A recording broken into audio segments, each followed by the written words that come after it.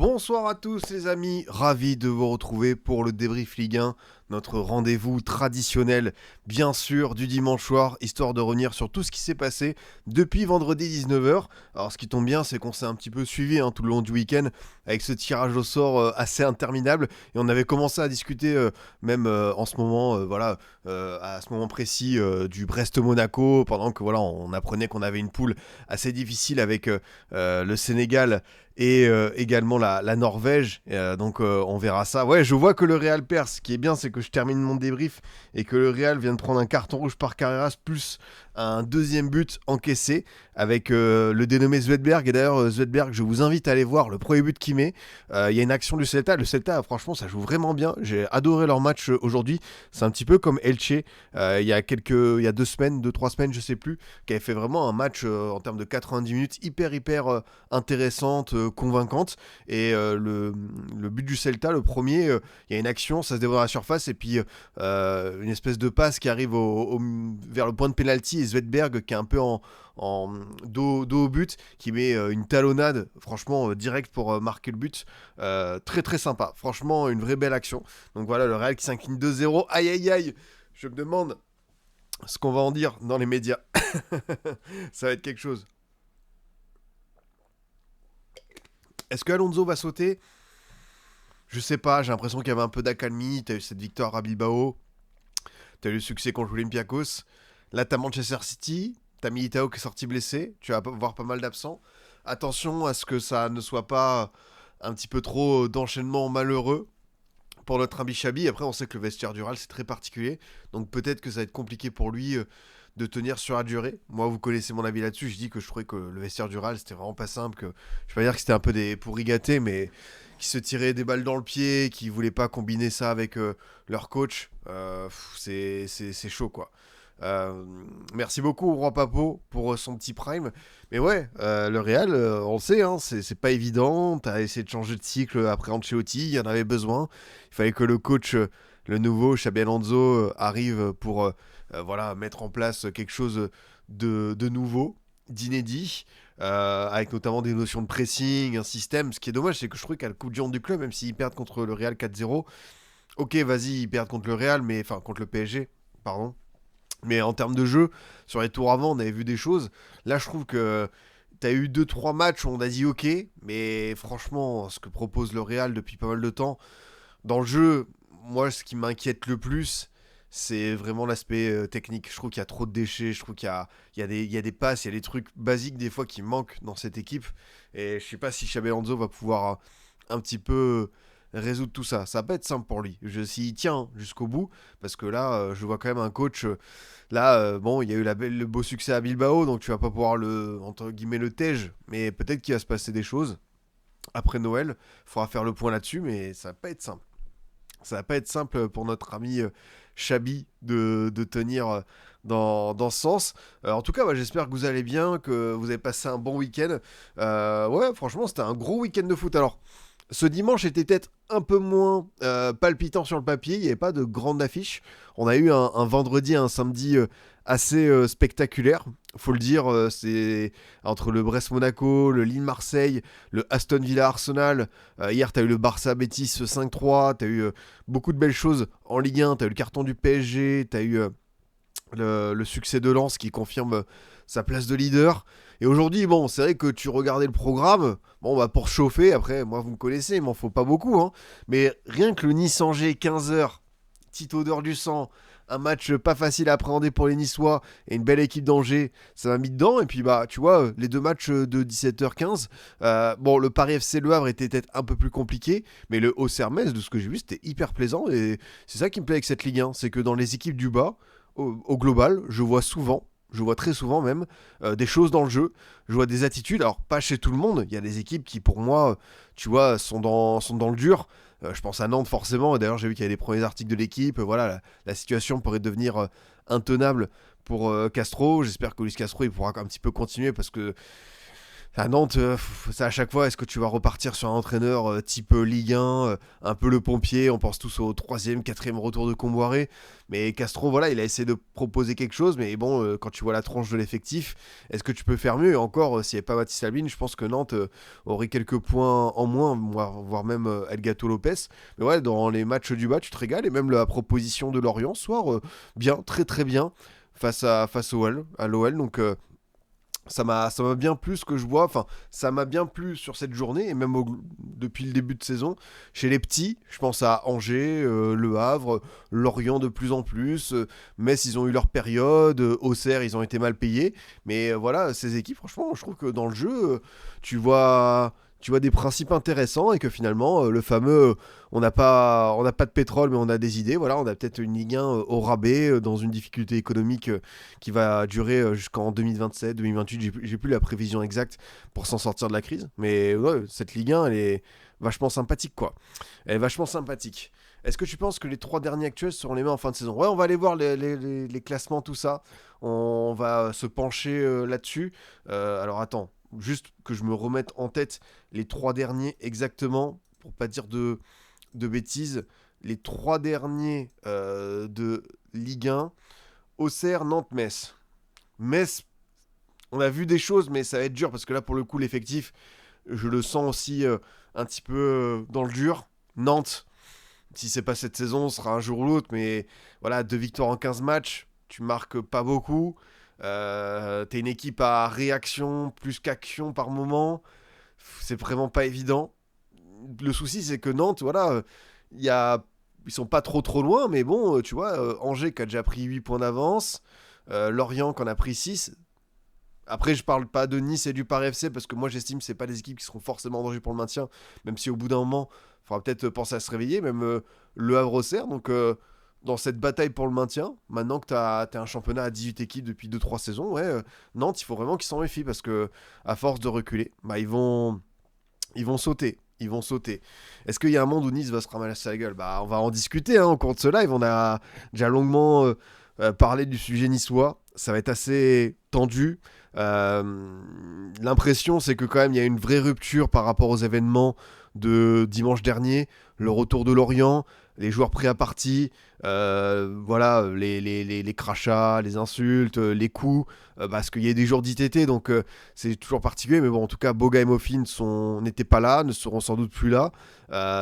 Grève des encouragements, vraiment un monde où tu sens qu'il y a une vraie cassure, un divorce entre les supporters et tout le club, même si tu vois, les joueurs ont fait ce geste particulier de faire floquer leur maillot avec les noms de Mofi et Boga.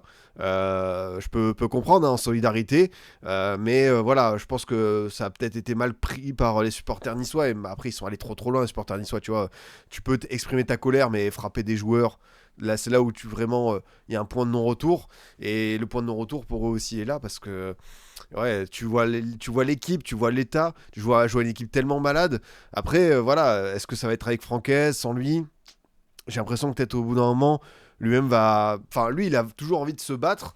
Alors, est-ce qu'il va, tu vois, un petit peu retourner sa veste? Mais il y a des questions qui vont se poser par rapport aux dirigeants, par rapport au mercato. Qu'est-ce que tu fais? Qui tu fais partir? Est-ce que tes meilleures valeurs marchandes, tu t'anticipes une non-qualification européenne pour la saison prochaine? Est-ce que du coup tu t'es dit que Boudaoui, ciao? Est-ce que tu vois des joueurs qui peuvent avoir une petite valeur marchande comme Shaw, Diop, Bard?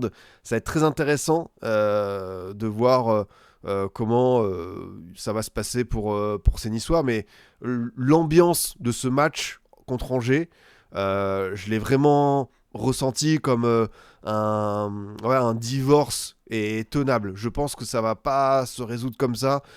Ce qui est bien pour les Niçois, c'est que tu as un dernier match de Ligue 1 à Bollaert, tu as un match d'Europa League, tu as la Coupe de France. Après, ils vont avoir cette pause pour souffler. Je pense que c'est peut-être l'équipe qui en a le plus besoin de cette trêve pour se changer les idées. Mais est-ce qu'au retour de la trêve, ça va être différent? Pas sûr. Mais là, ouais, vraiment, le match de 15h, tu sens une immense. Ouais, une tristesse. Enfin, c'est une équipe qui est triste, qui n'a plus d'âme, qui ne sait plus où elle va. Et comme je te dis, jeudi, tu vas affronter Braga, qui est plutôt bien classé en Europa League, c'est encore à la maison. bon bah ça va devenir un rituel, mais c'est là où tu te dis, est-ce qu'il y a encore de l'orgueil, de l'amour-propre? Comment est-ce qu'ils vont faire pour s'en sortir? Mais c'est Niçois, moi je vois, enfin, au-delà des résultats, c'est même la défense, le jeu. Tu vois, c'est une équipe qui se décourage très vite. Par exemple, le 5-1 contre Marseille, la première mi-temps, elle n'est pas déconnante. Ils se procurent des occasions, ils font mal, tu vois, à certains couloirs marseillais. Mais c'est dans la conclusion où c'est terrible. Tu as Delange qui fait un super match. Et là, bah, finalement, tu te retrouves sur une série de 7 défaites consécutives. Et surtout, voilà, ce qui se passe en interne. Aïe, aïe. Mais voilà, j'ai parlé des supporters, des joueurs, de Francaise, des dirigeants, mais c'est tout là-haut aussi. Tu sens souvent que quand ça déconne dans un club comme ça, que ça en roue libre, bah, c'est toujours un peu le propriétaire, l'actionnaire qui donne le cap. Et là, justement, il n'y a pas de cap avec Ineos. Les mecs, ils ont laissé le truc à l'abandon. Radcliffe, il est omnibulé, il est obsédé par Manchester United, c'est logique, c'est un Anglais. Faire renaître Manchester United, j'imagine que pour lui, c'est un objectif voilà, absolu, prioritaire, ça peut être l'accomplissement d'une vie, mais voilà, t'as multipropriété ou t'as l'élève que tu abandonnes. Et souvenez-vous, hein, franchement, en début de saison, j'avais dit déjà que je comparais Nice parce qu'à l'époque, il y avait un effectif, on se disait ok, pourquoi pas, c'était pas trop dégueu. J'avais dit bon, bah c'est le Colossinge quand t'arrives, que t'as ton 4ème, 5ème badge, que tu vas peut-être passer à la vitesse supérieure, que t'abandonnes, que tu es dans ton PC. Mais là, c'est même plus Colossinge. Là, c'est le Ratata, c'est le recul de la route 1. C'est vraiment le premier Pokémon que tu chopes juste pour le Pokédex, juste pour voilà, faire ton nombre, améliorer tes stats. Et puis après, une fois, tu te dis bon, bah. Recool Balek, hein. Est-ce que je vais prendre le recarnage? Non, peut-être pas. Est-ce que j'ai pu partir sur un rapace de pique, sur un Dodrio? Peut-être le Ratata, tu vois. Ah, Ratata, ok. Mais franchement, le Ratata qui va avoir ses limites. Donc autant partir sur une team avec ton Dracofeu, tout ça. Et après, tu laisses couler. Mais c'est un truc où c'est vraiment à l'abandon, quoi. J'ai un sentiment où t'as.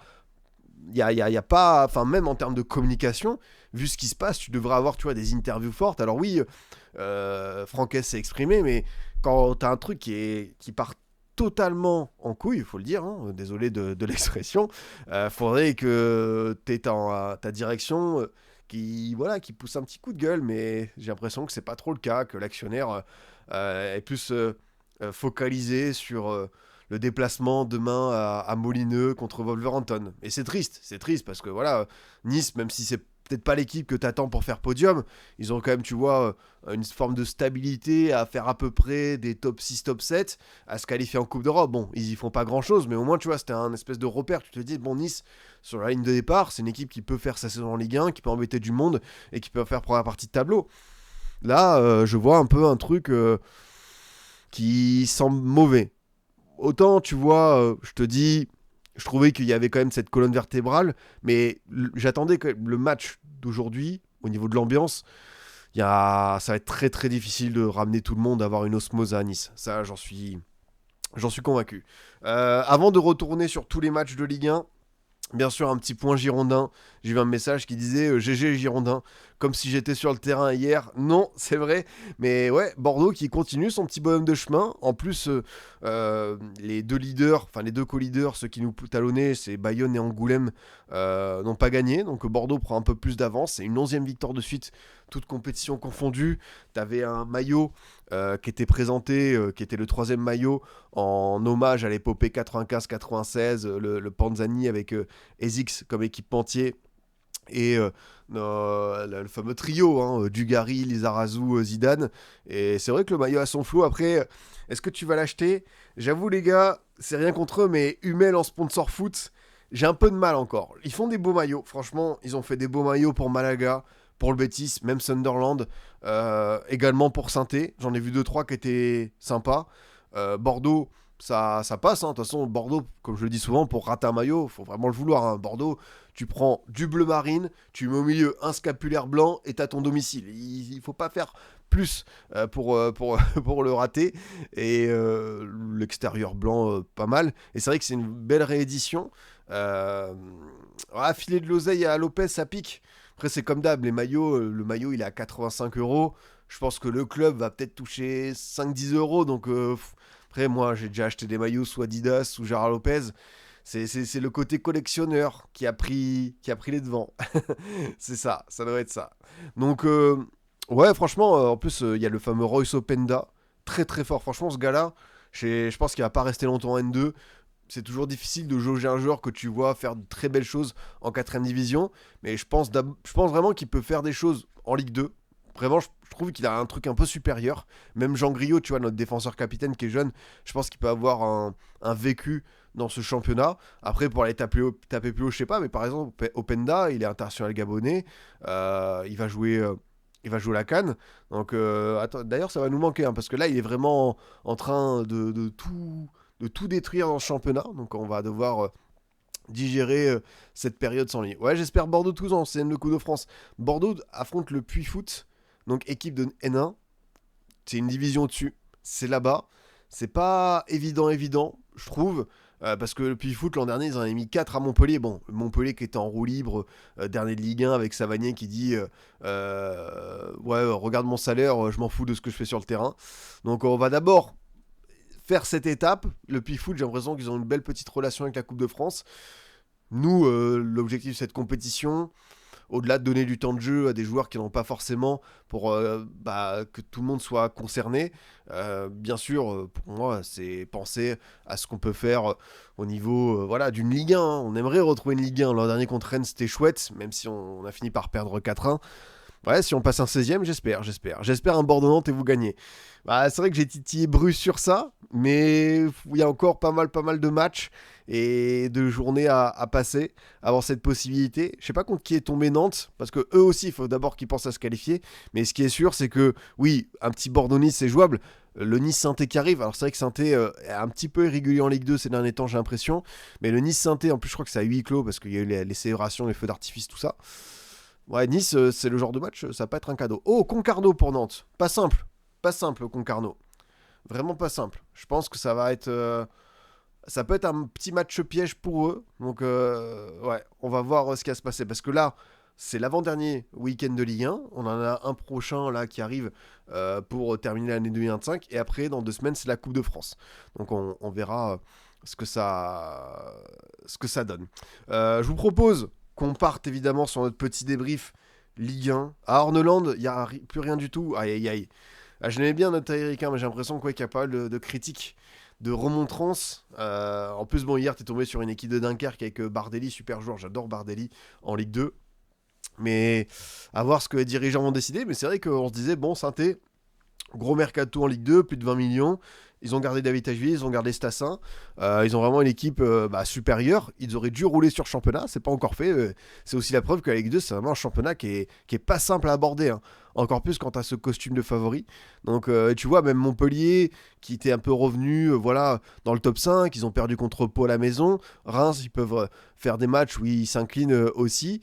Tu as des équipes voilà, qui peuvent réussir à te défaire. Je pense à Troyes qui fait une très belle saison, le Red Star, même Le Mans qui est bien revenu, t'as Nancy qui avait commencé fort, donc même Grenoble, tu vois, Grenoble, ils avaient été sur un début de saison catastrophique, ils ont enchaîné 4-5 succès de suite. C'est un championnat qui est vraiment difficile à lire en fait.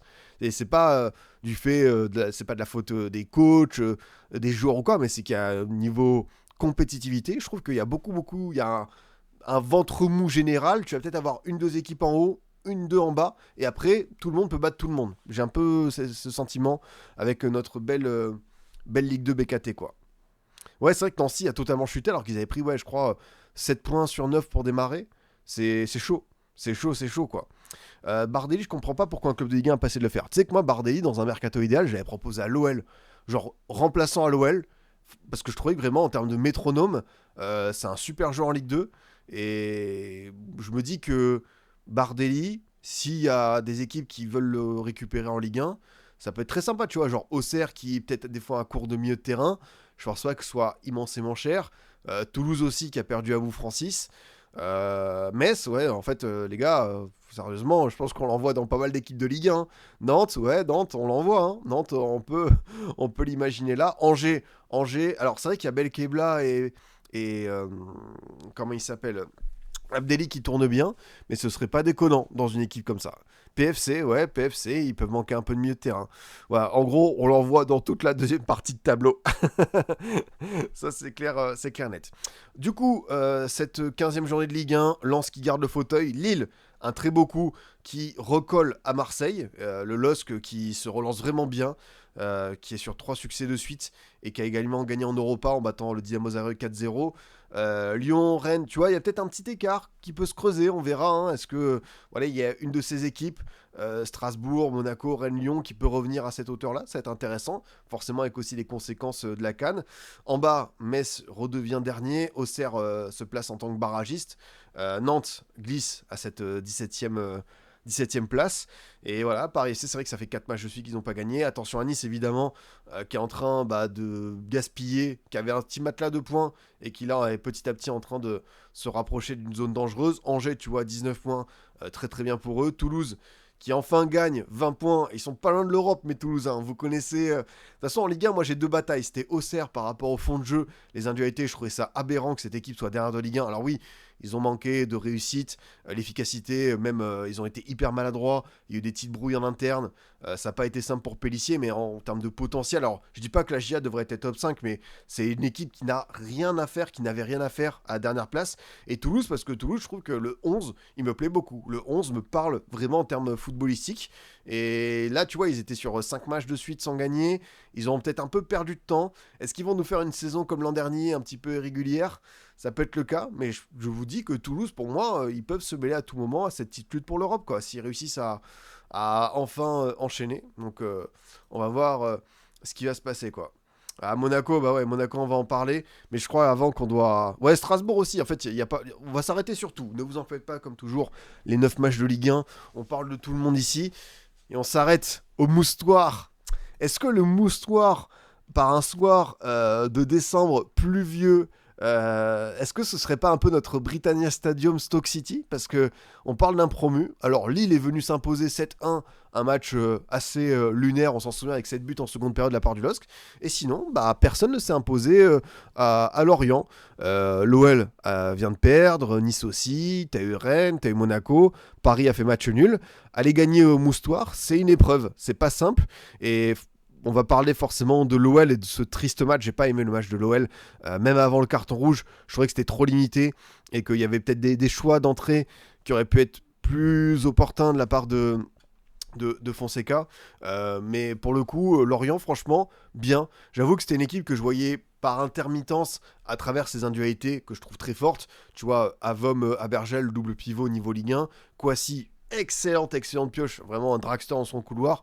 Pablo Pagis pour son côté spectaculaire, on l'a encore vu ce soir. Et Sambou Soumano qui est finalement devenu un peu l'attaquant phare, un mec qui réussit à bonifier son temps de jeu, à passer devant les Bamba, les Tozin, Dieng qui a pas eu beaucoup de temps de jeu, Mvuka, tout ça. Donc c'est logique pour moi que Soumano soit aujourd'hui tueur d'attaque, mais le système l'orientait, l'animation, c'était cohérent, c'était joueur.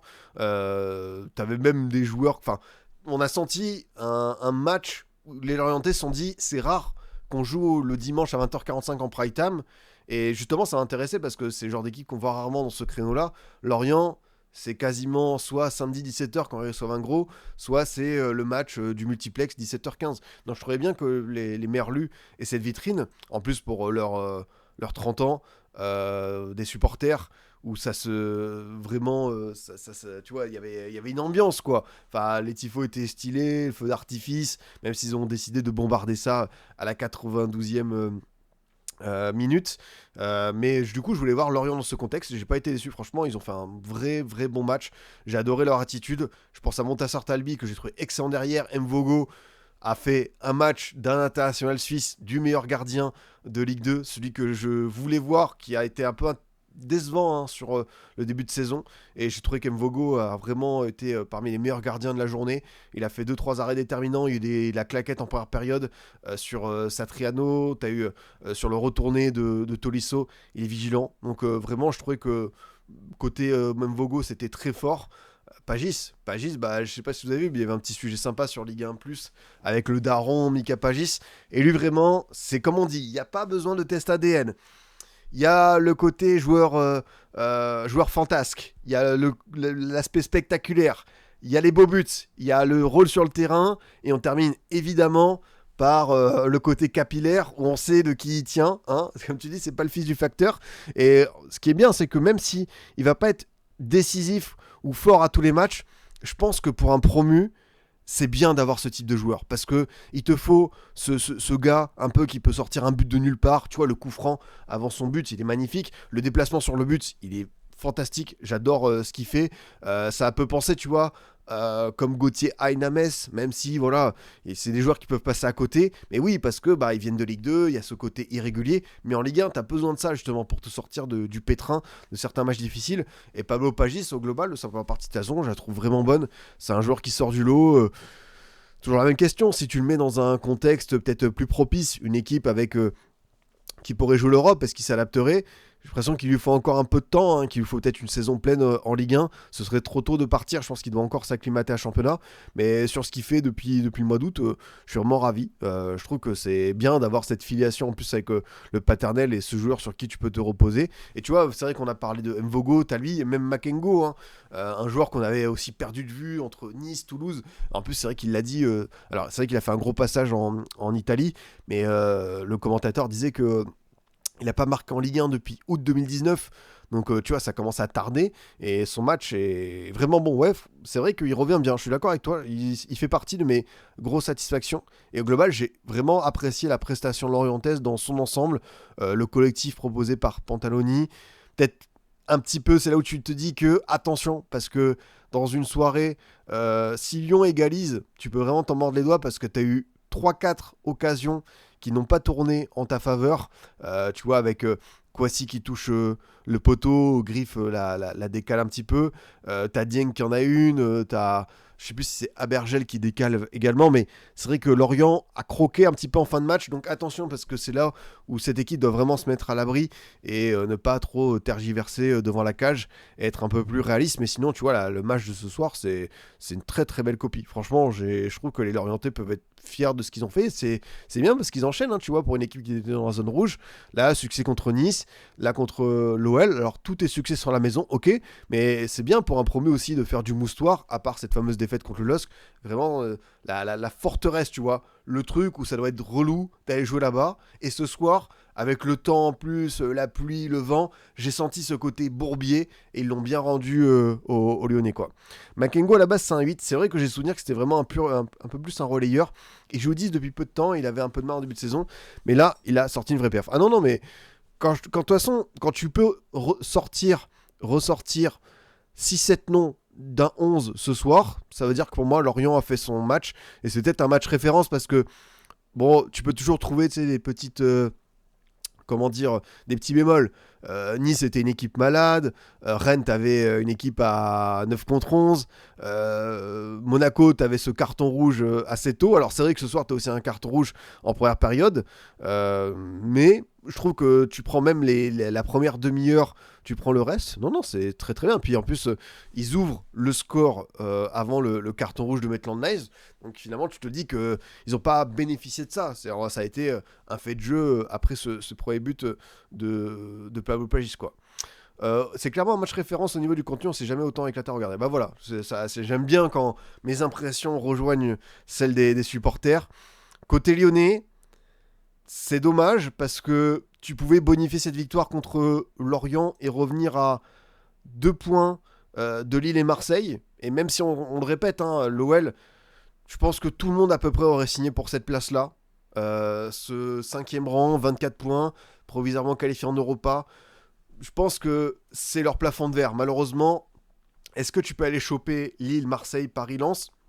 T'as un mercato hivernal, tu vas avoir Henrik, t'auras peut-être une autre recrue offensive. On sait que ça pêche là. Mais là aussi, il y a des joueurs qui sont passés à côté. Tu vois, Mathis de Carvalho, j'ai trouvé très très tendre ce soir. Peut-être plus un joueur à mettre dans le contexte Europa League que Ligue 1. Ou Ligue 1, tu sais que ça va être un peu la carburation principale de l'OL. Et je dis même pas ça. Moi, vous connaissez mon envie de voir les clubs français jouer le coup à fond en Coupe d'Europe. Et l'OL le fait. Mais un de Carvalho, je le trouve pas encore trop au niveau Ligue 1 et je pense à un joueur qu'il faudrait plus mettre en Europa.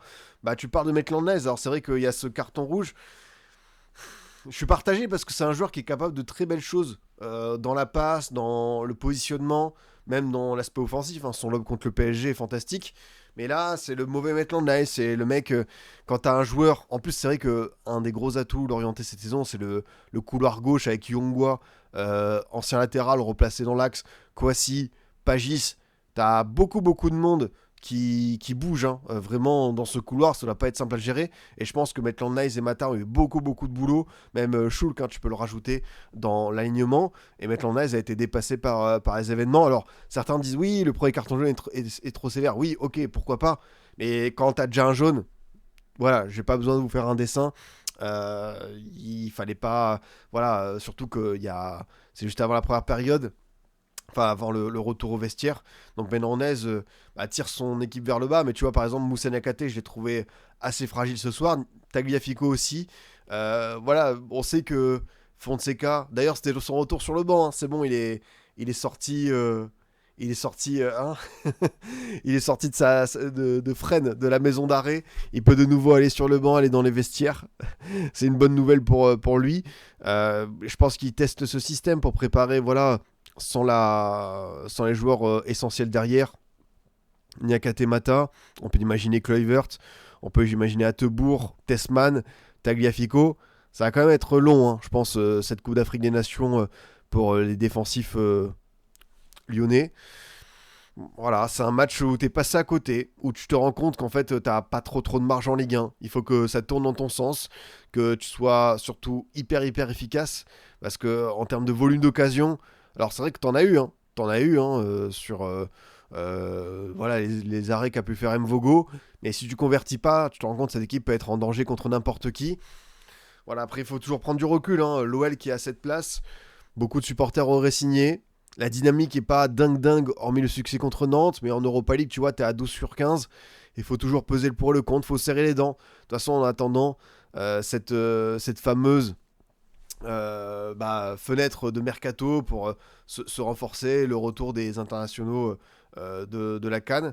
Lyon, du coup, ils vont... Oh, tu vois, en vrai, il y a peut-être un monde où Go Ahead Eagles à la maison, bon, c'est des Néerlandais, il y a un coup à faire. C'est pas l'équipe la plus redoutable d'Europa. Tu reçois le Havre. Mais c'est pareil, le Havre, tu vois, c'est un peu comme le match d'Angers, comme d'autres qu'ils ont eu. C'est une équipe qui est pas simple à manœuvrer, qui peut te proposer un vrai défi tactique. Donc même contre le Havre, tu vois, je pense que l'OL devra être en mesure d'aller marquer ce premier but pour se libérer. Je pense que dans pas mal de matchs de l'OL, j'ai l'impression que le premier but peut déclencher quelque chose chez cette équipe. Après, tu as la Coupe de France contre Saint-Cyr-Collonges. Donc on verra où est-ce qu'ils en seront. Mais ouais, c'est un match où on se dit que y a pas... Tu ressors un peu frustré, même beaucoup, parce que tu te rends compte que même tes individualités, censées être les cadres, parce que Maitland Nice, Niakhaté, même Tagliafico, bon, Doug Carvalho, je l'ai dit, je le trouve pas encore au niveau, mais ça reste un jeune joueur, mais Maitland Nice, Niakhaté, Tagliafico, c'est là où tu essayes de te reposer sur les tontons, sur les darons, quoi.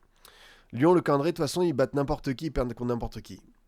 C'est une équipe qui peut avoir ce côté imprévisible. Après, je pense qu'en Europa, ils vont faire leur parcours parce qu'ils ont eu un calendrier pas trop dégueu. Et je pense qu'ils peuvent faire un huitième quart, tu vois, sans trop forcer. Mais on va voir ce que ça donne, surtout en Ligue 1. Mais encore une fois, l'OL est cinquième. Est-ce que c'est pas là leur place légitime? Donc c'est une équipe qui va avoir au global des résultats intéressants. Mais ce plafond de verre, pour moi, je le vois de manière inévitable. Et oui, c'est vrai que Satriano, il peut continuer à jouer. Là, tant que tu n'auras pas de solution, et même tu vois, le banc ce soir, t'avais pas Tessman, Nouama, Mangala, Fofana, t'as Karabek qui est resté sur le banc, avec Ghezal, Mera également, t'as Moreira, Attebourg qui sont rentrés. C'est là aussi où dès que t'as 2-3 absents, ça pèse quand même dans la balance côté OL. On enchaîne avec le Brest-Monaco, le match de 19h vendredi. On a libéré du temps au Monégasque. On a donné cette rencontre un jour plus tôt pour qu'il puisse se préparer afin de défier Galatasaray en Ligue des Champions. Malheureusement, Monaco n'en a pas profité. On a vu, c'est vrai que pour le coup, il y a un joueur qui va être un des vainqueurs, même s'il n'y a pas eu beaucoup d'arrêts à faire, c'est Grégory Couder, qui enchaîne bien après le succès à Strasbourg. De toute façon, on savait qu'il y avait une petite alternance avec Maïki. Là, c'est encore le jeune Noah Joni qui était sur le banc. J'ai l'impression que pour Maïki, ça va être impossible de récupérer sa place et que Couder va assurer l'intérim jusqu'au mercato hivernal. Vers quel profil de gardien vont se tourner Brestois? En tout cas, on savait que Brest était sur une série, et même au-delà de la série, je trouvais que dans le jeu, ça manquait de cet état d'esprit, que c'était une équipe un peu neutre, voire décevante. Enfin, le souvenir qu'on a tous, c'est le fameux 0-0 contre l'OL à 11 contre 10 pendant 85 minutes, et ce jour-là, ils n'avaient rien proposé. Mais là, pour le coup, avec ces deux succès, bah, tu vois, nos Brestois qui sont là, 10e, 19 points, beau placement pour eux, parce qu'on le redit, enfin, dans l'esprit des gens, il y a eu cette saison où Brest a terminé 3e, et il faut pas s'attendre à ce qu'ils fassent ça chaque année, parce qu'en termes de finances, d'effectifs, c'est un alignement des planètes unique dans leur histoire, et tant mieux. Mais là, tu vois, pour le coup, faut pas oublier que Brest, c'est pas parmi les plus gros budgets de Ligue 1, et que 10e pour eux, c'est excellent, vraiment, c'est une très très belle place. Donc, ils mettent en plus une petite distance par rapport à la zone rouge, où il y a 2 semaines, c'était peut-être un peu plus tendu. Et là, dans ce match, tu vois, j'ai bien aimé par exemple l'attitude de Doumbia qui suit la frappe et qui permet de marquer ce premier but de la tête. J'ai trouvé au global la défense, l'animation vraiment performante. J'ai l'impression qu'il y a même, tu vois, une petite déclaration entre Chardonnay et Roy où ça. On sait que Chardonnay, il était sorti lors d'un des matchs cette saison, je crois que c'était à Toulouse, où Brest avait pris l'eau, où Brest avait été un peu méconnaissable. Et c'est geste fort de sortir Chardonnay. Voilà, icône, légende de Francis Leblay, un mec avec un immense statut, sortir un défenseur central et capitaine en cours de match, ça signifie quand même qu'il se passe des choses, mais à Brest, ça m'étonnerait pas que ce soit l'équipe qui, tu vois, lave son linge sale en famille, qu'on se dise des choses quand ça va pas, et j'ai l'impression que ça s'est fait, et puis, mine de rien, les recrues qui s'adaptent, qui arrivent du mercato, les Koulibaly, même s'il était déjà là l'an dernier, mais il est arrivé en cours de saison de Strasbourg, Daouda Guindo, Joris Chotard, Rémi Labolascari, très content de le voir un peu enchaîner, avoir du temps de jeu, parce qu'avec Pathé Mboup, je pense que ça fait partie des joueurs qui ont une vraie carte à jouer en Ligue 1 cette saison. Tu vois, tu as ta profondeur de banc à l'échelle de Brest. Junior Dida Mbembe, Mama Baldé, Lucas Toussard, Pathé Mboup, tu vois, Bradley Loco qui est resté sur le banc, c'est quand même bien pour eux, je trouve, d'avoir un peu plus de marge. Et tu vois, ça fait partie des équipes Brest que j'imaginais pas en danger, parce que même si ils ont perdu du beau monde, les Smelou, Camara, ils ont quand même encore une fois des joueurs à chaque ligne en Ligue 1 que les autres, dans la lutte pour le maintien, n'ont pas. Donc moi j'aime bien ce que ça propose côté brestois sur la séquence récente. On va ouvrir Magnetti. Non, Magnetti, c'est un des joueurs. On le disait la semaine dernière, je crois. C'est comme Rongier à Rennes, c'est comme Benjamin André au LOSC, Laurent Abergel à Lorient, même Caceres à Toulouse. C'est le mec de l'ombre, c'est le 6, mais c'est le mec tellement essentiel parce que il connaît le club, c'est un rouage important, il sert de transmission, et avoir ce type de profil dans une équipe qui va lutter pour sa place en Ligue 1, c'est toujours très précieux pour un coach. Même on peut rajouter, tu vois, Thomasson pour Lens depuis qu'il est replacé dans le double pivot. Avoir ces fameux tontons, les mecs qui, tu vois, qui ont de la bouteille, qui savent comment ça se passe, je pense que c'est pas mal. En plus, ça sert de relais à un Eric Roy sur le terrain. Donc, non, je trouve que Brest s'est bien remobilisé après tout ce qui s'est passé. Tu vois, enfin, repenser à la défaite au Vélodrome. C'était un Brest qui était super triste. Même tu sentais que c'était une équipe qui avait pas de plan de jeu, qui était dépassée par les événements. Alors oui, tu perds contre Marseille, il n'y a rien de déshonorant, mais j'ai trouvé que c'était pas simple. Fin octobre, début novembre, et là, voilà, il y a ce petit rebond qui fait plaisir pour eux. Côté monégasque, les semaines se suivent et se ressemblent malheureusement. Une équipe qui est capable de battre n'importe qui ou de faire des résultats contre n'importe qui. Voilà, c'est une équipe qui a fait nul contre City, qui a battu le PSG, mais qui retombe dans ses travers. C'est fou d'inconstance, c'est à s'arracher les cheveux.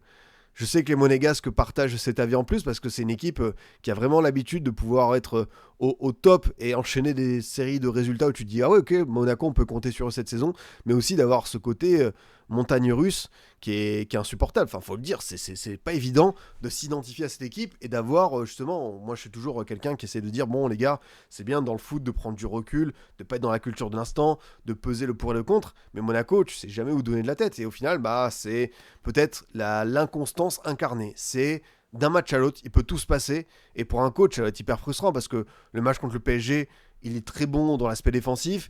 Offensivement, tu as supposé des soucis au vainqueur de la Ligue des Champions. Tu as vraiment fait un match à la hauteur de l'événement. Et là où on attend Monaco, c'est de pouvoir... De toute façon, si Monaco veut terminer sur le podium, ce qui est l'objectif annoncé du début de saison, là, il commence à prendre un peu de retard. C'est aussi aller chercher ces victoires-là dans des contextes bourbiers, les Lorient, les Brest, les stades où c'est pas simple de se déplacer. Là, tu vois, ils ont pas été à la hauteur de l'événement, en plus d'avoir toujours des occasions qui manquent. Je pense au raté de Minamino.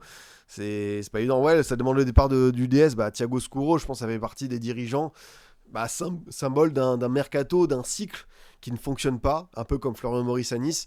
Et oui, on peut estimer logique d'entrouvrir la porte et dire merci pour les services rendus. Quoique, est-ce qu'on peut parler de services rendus au plus de cadeaux empoisonnés? Ouais, c'est vrai que c'est pas simple du côté de Monaco. Et quelqu'un le disait dans le chat, 30 minutes bonnes de Pogba. C'est vrai que Pogba, pour le coup, petite éclaircie, un contexte qui leur bénéficie. Alors c'est vrai qu'en plus, ce qui est dingue, c'est que Monaco s'est retrouvé à 11 contre 10 pendant une demi-heure. Et que là, pour le coup, Brest a vraiment eu un excellent état d'esprit avec le carton rouge de Ludo Ajorc. Et que côté Monégasque, pour faire la différence, c'était pas simple. Hein. C'était pas simple pour eux parce que vraiment, ils avaient pas de solution. Mika Biret, c'est dur pour lui cette saison, je trouve. Tu vois, en termes de banc, t'avais pas Eikina, t'avais pas Balogun, t'avais pas Fatih. Donc, quand c'est lui qui doit assumer le rôle de leader attaque, franchement, on peut le dire, est-ce que Mika Biret, on parlait de One Season Wonder, est-ce qu'on va parler de 6 Months Wonder, quoi? Le mec qui a fait juste 6 mois et qui après a disparu. C'est vrai que c'est un peu inquiétant son apport. Et non, ça manquait, je sais pas, ça manquait même de folie, de créativité, de dépassement de fonction, de se faire mal un petit peu, parce que là, c'est vraiment un bon move.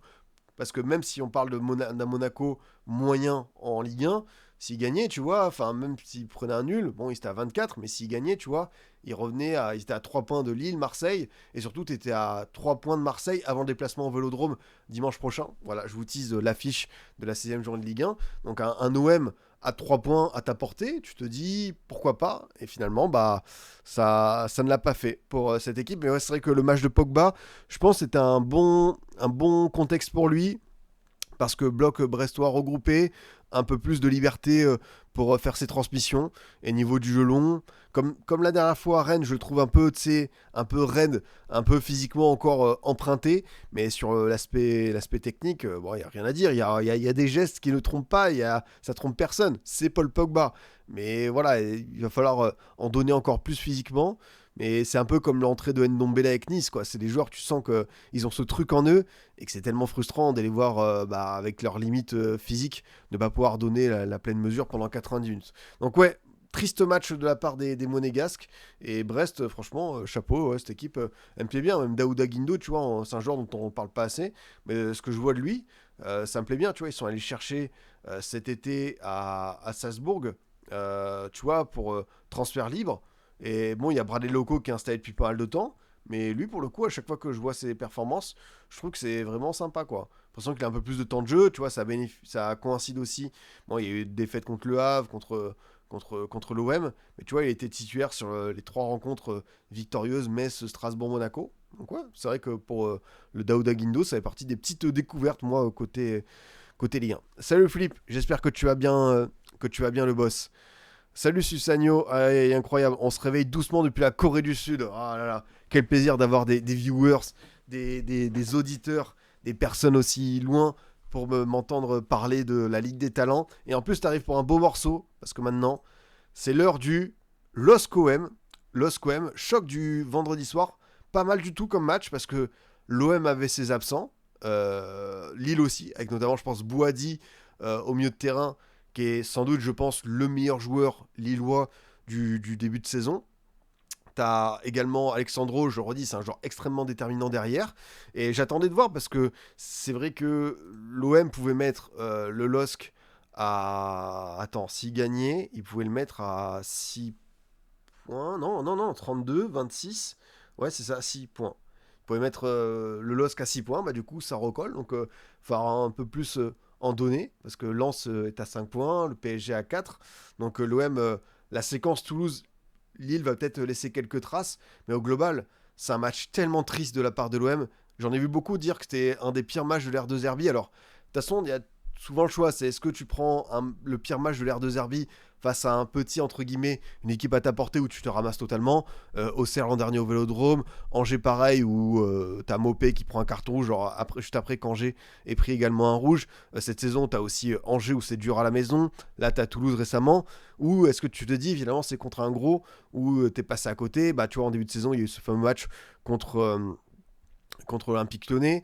Ouais, c'est là où tu te dis que finalement, cette équipe, elle est assez, je vais pas dire difficile à lire, mais elle a aussi ses manques, ses failles et ses aberrations, quoi. Enfin, il y a des joueurs qui, pour moi, sont totalement passés à côté. Je pense à Paixão, attention, hein, parce que Paixão, moi je le dis, je suis quelqu'un de la team patience. Je suis prêt à donner pas mal de crédit, de patience à certains joueurs. Mais quand t'as coûté 30 millions d'euros, que t'as déjà joué en Ligue des Champions, et que t'es un joueur qui est sur un seul registre, qui a pas beaucoup de variations, ça peut commencer à être difficile. J'ai trouvé que Vermeuren Kondogbia, j'avais adoré contre Nice, là ça a été un peu plus dur. On sent peut-être que Vermeuren, bah, ça reste aussi un jeune joueur, c'est 20 ans, donc il va avoir ses hauts, mais aussi ses bas, et que vendredi soir à Pierre-Mauroy, c'était un bas. Voilà, l'OM a attendu un moment avant de... Je crois que la première période, elle est vraiment indigeste. T'as un début de seconde période qui est pas trop mal, mais je crois que le premier tir, c'est Emerson qui intervient à la 37e, 38e, et le premier tir cadré, c'est Greenwood sur sa fameuse action qui part de son terrain, et avec Berke-Ozer qui fait un super arrêt. Premier tir marseillais, c'est à la 40e, et t'as le premier tir cadré de Greenwood qui est à la 75e. Alors je veux bien, oui, il y a des absents, il y a beaucoup d'équipes qui en ont, l'OM dans la tête un peu plus que les autres, mais cette copie, elle est pas possible, quoi. Je me suis demandé comment c'était possible de passer à côté de ce rendez-vous, de pas avoir de plan B, même de la part de De Zerbi. Après, tu vois, j'ai pas envie de leur tirer dessus, hein, mais les jeunes, Nadir, Vaz, Bakola, Madi, les entrées, ils ont pas su avoir le rapport nécessaire. Après, bah, c'est le match qui voulait ça, parce que Lille t'a rendu la soirée très très difficile. Et tu vois, t'as fait quand même rentrer pas mal de jeunes. Bon, tu vois, par exemple, Robinho, je peux le comprendre. Nadir aussi, mais tu vois, t'as laissé sur le banc Gomez, O'Reilly, Amir Murillo, qui aurait pu peut-être, avec leur statut, avoir un peu plus de temps de jeu. Donc, c'est vrai que du côté marseillais, bah, c'est un match qui peut remettre en question certaines choses. Alors, y a pas le feu au lac, il n'y a pas d'urgence. L'OM est 3ème de Ligue 1, 29 points, peut encore se qualifier en barrage de LDC. Mais c'est vrai que ça fait 1 an et demi que De Zerbi est là. Et je trouve que il y a ce côté un peu imprévisible sur certains matchs où l'OM peut passer d'un tout à un rien. Par exemple, tu vois, le match contre Nice, bon, c'est vrai que tu avais un très bon Delange, mais sinon, dans le jeu, dans les transitions, tu as été incroyable. Tu as fait des belles copies en Ligue des Champions. Newcastle, tu prends le premier but, ok, mais derrière, tu es vraiment performant. Mais en Ligue 1, tu as des matchs où des fois, tu peux avoir un niveau qui n'est pas à la hauteur des ambitions de cette équipe, du mercato, de certaines individualités. C'est dur, quoi. Quand on compare les deux bancs, tu préfères lequel? Bah là, je pense qu'il n'y a pas photo, non? Enfin, après, tu vois, il y a des jeunes, donc c'est toujours dur de juger des jeunes. Mais côté Illois, Giroud, Muko, André Gomez, Félix Correa, Mathias Hernandez Pardo, Broholm, Mbemba, Arnaud Baudard, tu vois, par exemple, pour citer ça. Et t'as Nadir, Vaz, Bakola, Madi, Egan Riley, Angel Gomez, O'Reilly, Murillo. Oui, je pense que je préfère celui du LOSC. Mais c'est normal parce que Lille travaille très bien et pas forcément avec des moyens colossaux, mais fait toujours ses bons petits coups au niveau du mercato. Non, mais je sais que vous avez 40 blessés, et je le dis, c'est pour ça que j'essaye d'un peu atténuer en se disant, bon, l'OM n'est pas non plus à la place de Monaco et pas à la place de Nice. Ils sont top 3 Ligue 1 et je pense que c'était l'objectif du début de saison à chaque journée d'être dans cette partie du classement. Et en Ligue des Champions, c'est de pouvoir sortir, être parmi les 24 premiers. Mais là, c'est vrai qu'il peut avoir les blessés, mais bon, oui, Lille aussi avait des absents. Et il y a d'autres équipes qui ont moins de noms, d'individualité, de semblant de collectif que cet OM-là. Et tu passes à côté. En fait, c'est vrai que je peux comprendre que ce soit un des matchs les plus difficiles peut-être même à revoir parce qu'il n'y avait pas grand-chose. Franchement, c'est ça aussi qui m'interpelle. C'est que Lille, si tu prends ce côté grand rendez-vous, j'ai vu le LOSC un peu mode LDC de l'an dernier, Genesio, le Real Madrid, le déplacement à Atlético, la réception de la Juve, vraiment le côté gros rendez-vous, où on sait comment bien préparer le match. Et l'OM a fait ça comme si c'était un rendez-vous classique, mais non. Lille avait la possibilité de recoller, et Lille est une équipe qui retrouve la LDC, c'est normal qu'ils te rentrent dedans et qu'ils te posent ces difficultés. Et j'ai jamais vu un OM qui a eu le switch, l'électrochoc en se disant, on est en train de passer à côté. Et voilà, t'as eu un tout petit mieux retour des vestiaires, mais c'est tellement insuffisant par rapport à ce rendez-vous-là. Donc je peux comprendre que ce soit un match qui laisse pas mal de supporters marseillais sceptiques par rapport à De Zerbi, par rapport à ses choix. J'ai l'impression que De Zerbi, en plus, faut peut-être trouver un plan B au bout d'un moment et savoir renoncer à certains principes et s'adapter à cet effectif. Le mercato a été conséquent, donc il va falloir assumer. Voilà, je dis encore une fois, il n'y a pas d'urgence. T'es troisième de Ligue 1, t'as encore ta place pour aller faire un beau coup en LDC. Mais sur l'impression laissée ce week-end, ouais, c'est genre de match, attention, ça va pas être simple. Côté Lillois, bah très très bon, vraiment, comme je le dis, Genesio, son staff et les joueurs ont préparé ça comme un vrai grand rendez-vous de Ligue 1 et j'ai senti ce LOSC qui sait se mettre à la hauteur de l'événement, le LOSC qui il y a quelques années avait pu taper Paris, qui sait faire déjouer pas mal d'équipes, qui peut un peu t'emballer le match mais aussi te le rendre bourbier parce que tu as des joueurs qui font une très belle saison. Je pense à Mandy qui est revenu à un excellent niveau, je pense à Romain Perrault et Berke Ozer qui sont sur une excellente dynamique, qui font partie de ces joueurs qui pour moi font vraiment la part belle à cette ossature du LOSC. Et au global, vous savez, j'ai été un peu inquiet par Lille par rapport aux résultats en Europa League, les défaites contre le PAOK, l'Étoile Rouge, la défaite à Strasbourg. Et finalement, je trouvais que Genesio changeait pas beaucoup de choses dans son équipe, que tu avais toujours un peu les mêmes noms, Haraldsson, Correa, Fernandez Pardo, Giroud, et que tu n'avais pas assez de mobilité ou un petit peu de choix du banc qui pouvait bousculer la hiérarchie. Et je dis pas que j'ai incité Bruno à faire ça, mais tu vois, quand je vois Sarawi qui propose entre le Paris FC, Le Havre, Marseille, je vois un Ethan Mbappé qui arrive, je vois Igaman qui peut avoir du temps de jeu. Bon, après là, Igaman malheureusement s'est blessé, Giroud a pu récupérer. D'ailleurs, un petit détail pour vous dire à quel point le LOSC est allé au bout. Aller au bout de ce match. Merci beaucoup Constich pour le petit prime et un dédicace évidemment comme toi à toute la team podcast. Vous êtes des rois, les cracks. Comme je te dis, Giroud, il a terminé vraiment les mains sur les genoux, tête baissée. Beaucoup de joueurs, tu vois, qui en pouvaient plus. Donc, en termes de débauche d'énergie, ce LOSC-là a été au bout de son match. Et la rage de Ngoy aussi. Ça, c'est une des images qui m'a marqué. Ngoy, sur les 10 dernières minutes, chaque intervention, à chaque fois, il emmenait le public avec lui. Il faisait allez, allez, allez. Genre, il était vraiment à fond. Et même à un moment donné, je ne sais pas si vous en souvenez, mais il y a une action dans le temps additionnel où il fait une espèce de cloche où il met un espèce de grand dégagement. Et voilà, il va au bout de son effort. Ah là là, vraiment, c'est. Le sprint, c'est ça, c'est un sprint qui tape pour aller chercher le ballon dans la partie de terrain marseillaise. Donc, dans les idées, les principes, la solidarité, le collectif, le mental, Lille a fait un très très bon match. Franchement, ça fait plaisir parce que c'est une équipe que je trouve au global, dans le développement ces dernières années, qui a su faire beaucoup de belles choses. Et ouais, Ethan Mbappé, les gars. Ethan Mbappé, il faut qu'on en parle. Hein. Impliqué sur 4 buts en 115 minutes de jeu. Je pense que les dernières personnes, vraiment, qui pensaient que c'était un gars pistonné, vous n'avez pas idée. Hein, parce que là, vous êtes trompé de débat. D'ailleurs, au passage, comment est-ce qu'un mec pourrait être pistonné et profiter de son nom alors qu'il a quand même joué des matchs de Youth League avec le PSG U19 et quand on connaît le centre de formation parisien pour gratter une place et pour être entre guillemets un escroc et voler celle d'un autre, quand même il faut avoir le bras très très long. Alors oui, Mbappé c'est un nom qui pèse et qui pèse peut-être beaucoup dans le foot français aujourd'hui, mais Ethan Mbappé a tout sauf volé sa place. Moi je me souviens pour avoir vu quelques matchs à son époque, parce que c'était quand même une curiosité. On se disait ok, c'est un milieu de terrain intéressant, c'est un joueur qui est capable de jouer 6-8 un peu plus haut, c'est un joueur qui est assez polyvalent dans ce sens, et ça m'étonne pas que Genesio l'ait utilisé dans le couloir, qui a eu 2-3 permutations avec Haraldsson.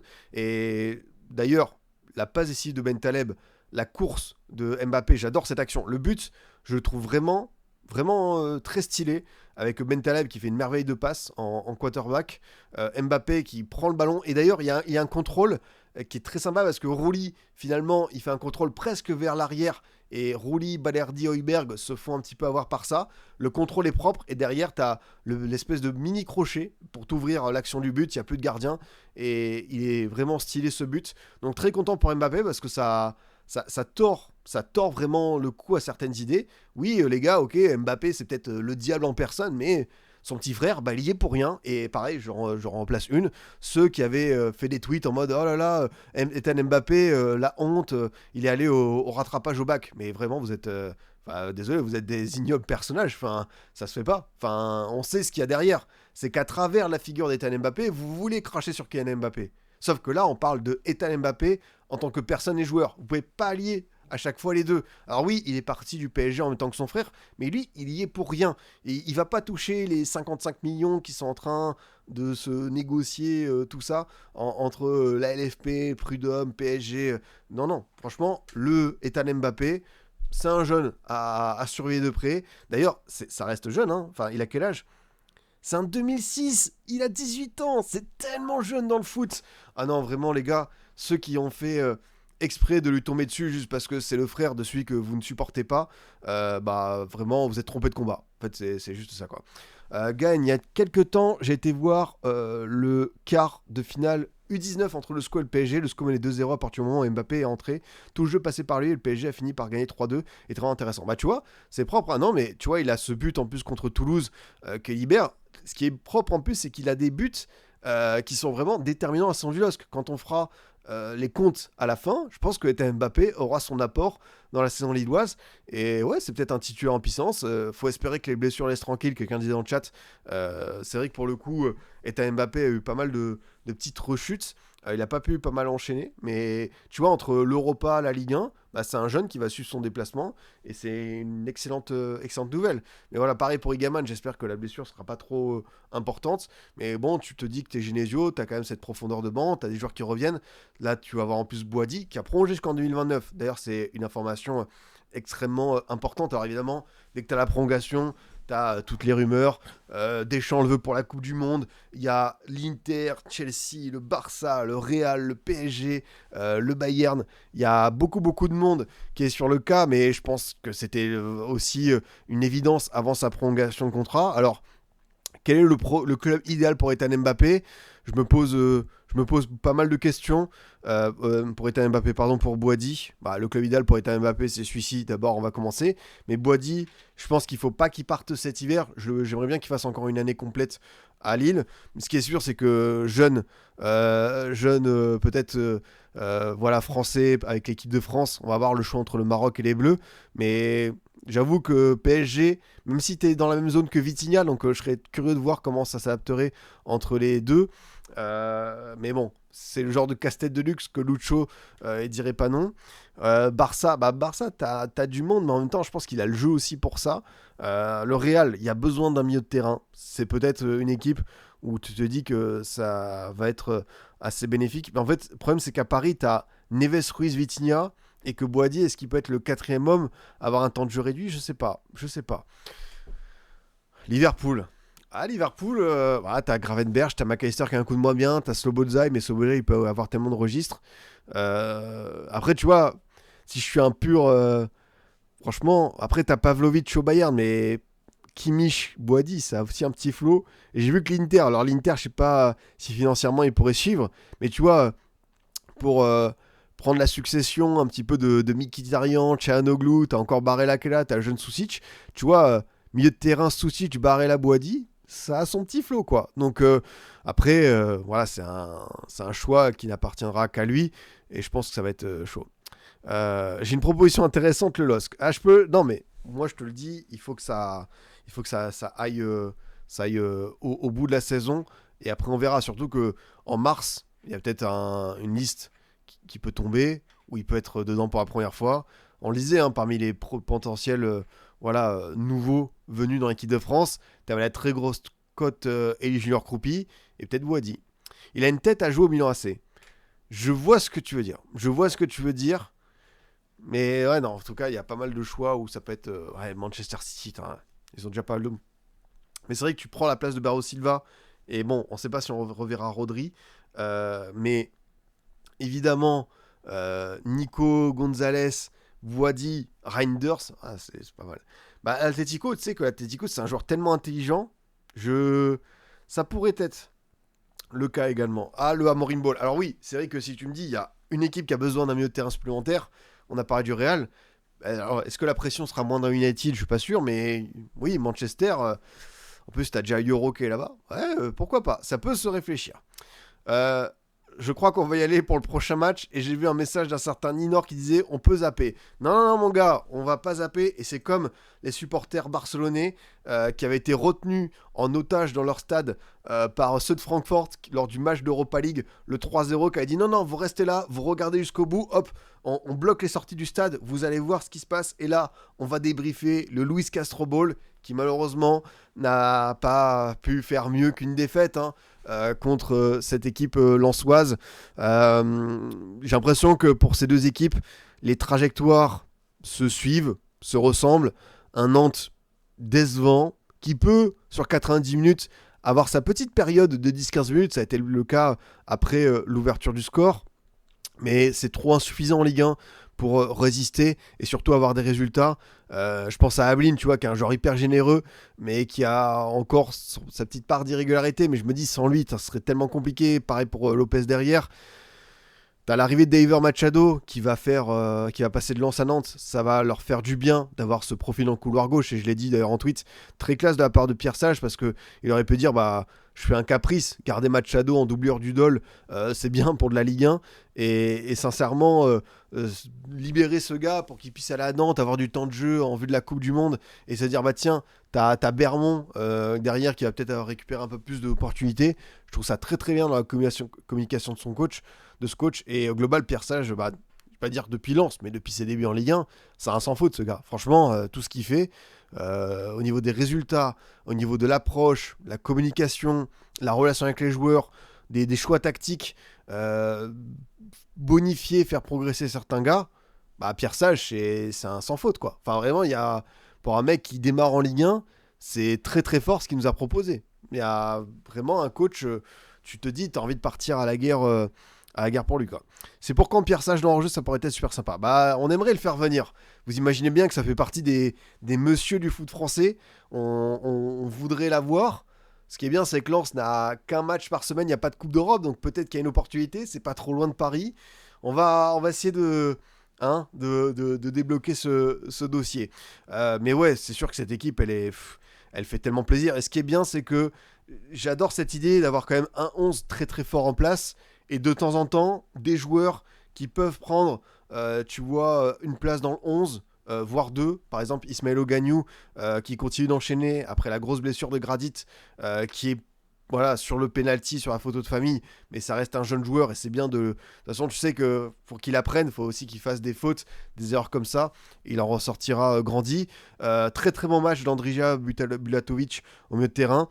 On se disait que peut-être une des faiblesses de ce lance potentiellement, c'était le manque de profondeur au milieu de terrain. Derrière les immenses Sangaré et Thomasson, t'avais Odje Diran, mais il n'était pas forcément dans les plans du coach. T'as Bulatovic. Tu te dis, est-ce que finalement tu vas pas tester un Sotoka aussi dans ce registre, voire un Bermond?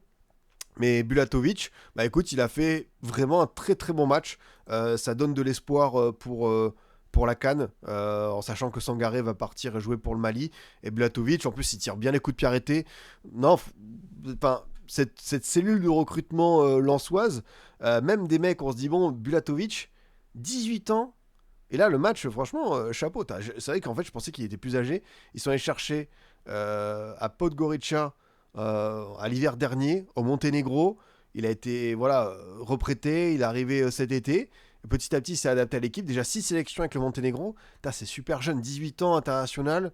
Tu te dis que, encore une fois, le flair de cette cellule de recrutement, de toute façon, à partir du moment où tu as eu Kuzanov à 100 000 euros, tu pouvais être que les rois du mercato. Mathieu Hudol. Alors, est-ce que Mathieu Hudol peut aller en équipe de France? C'est ça la question.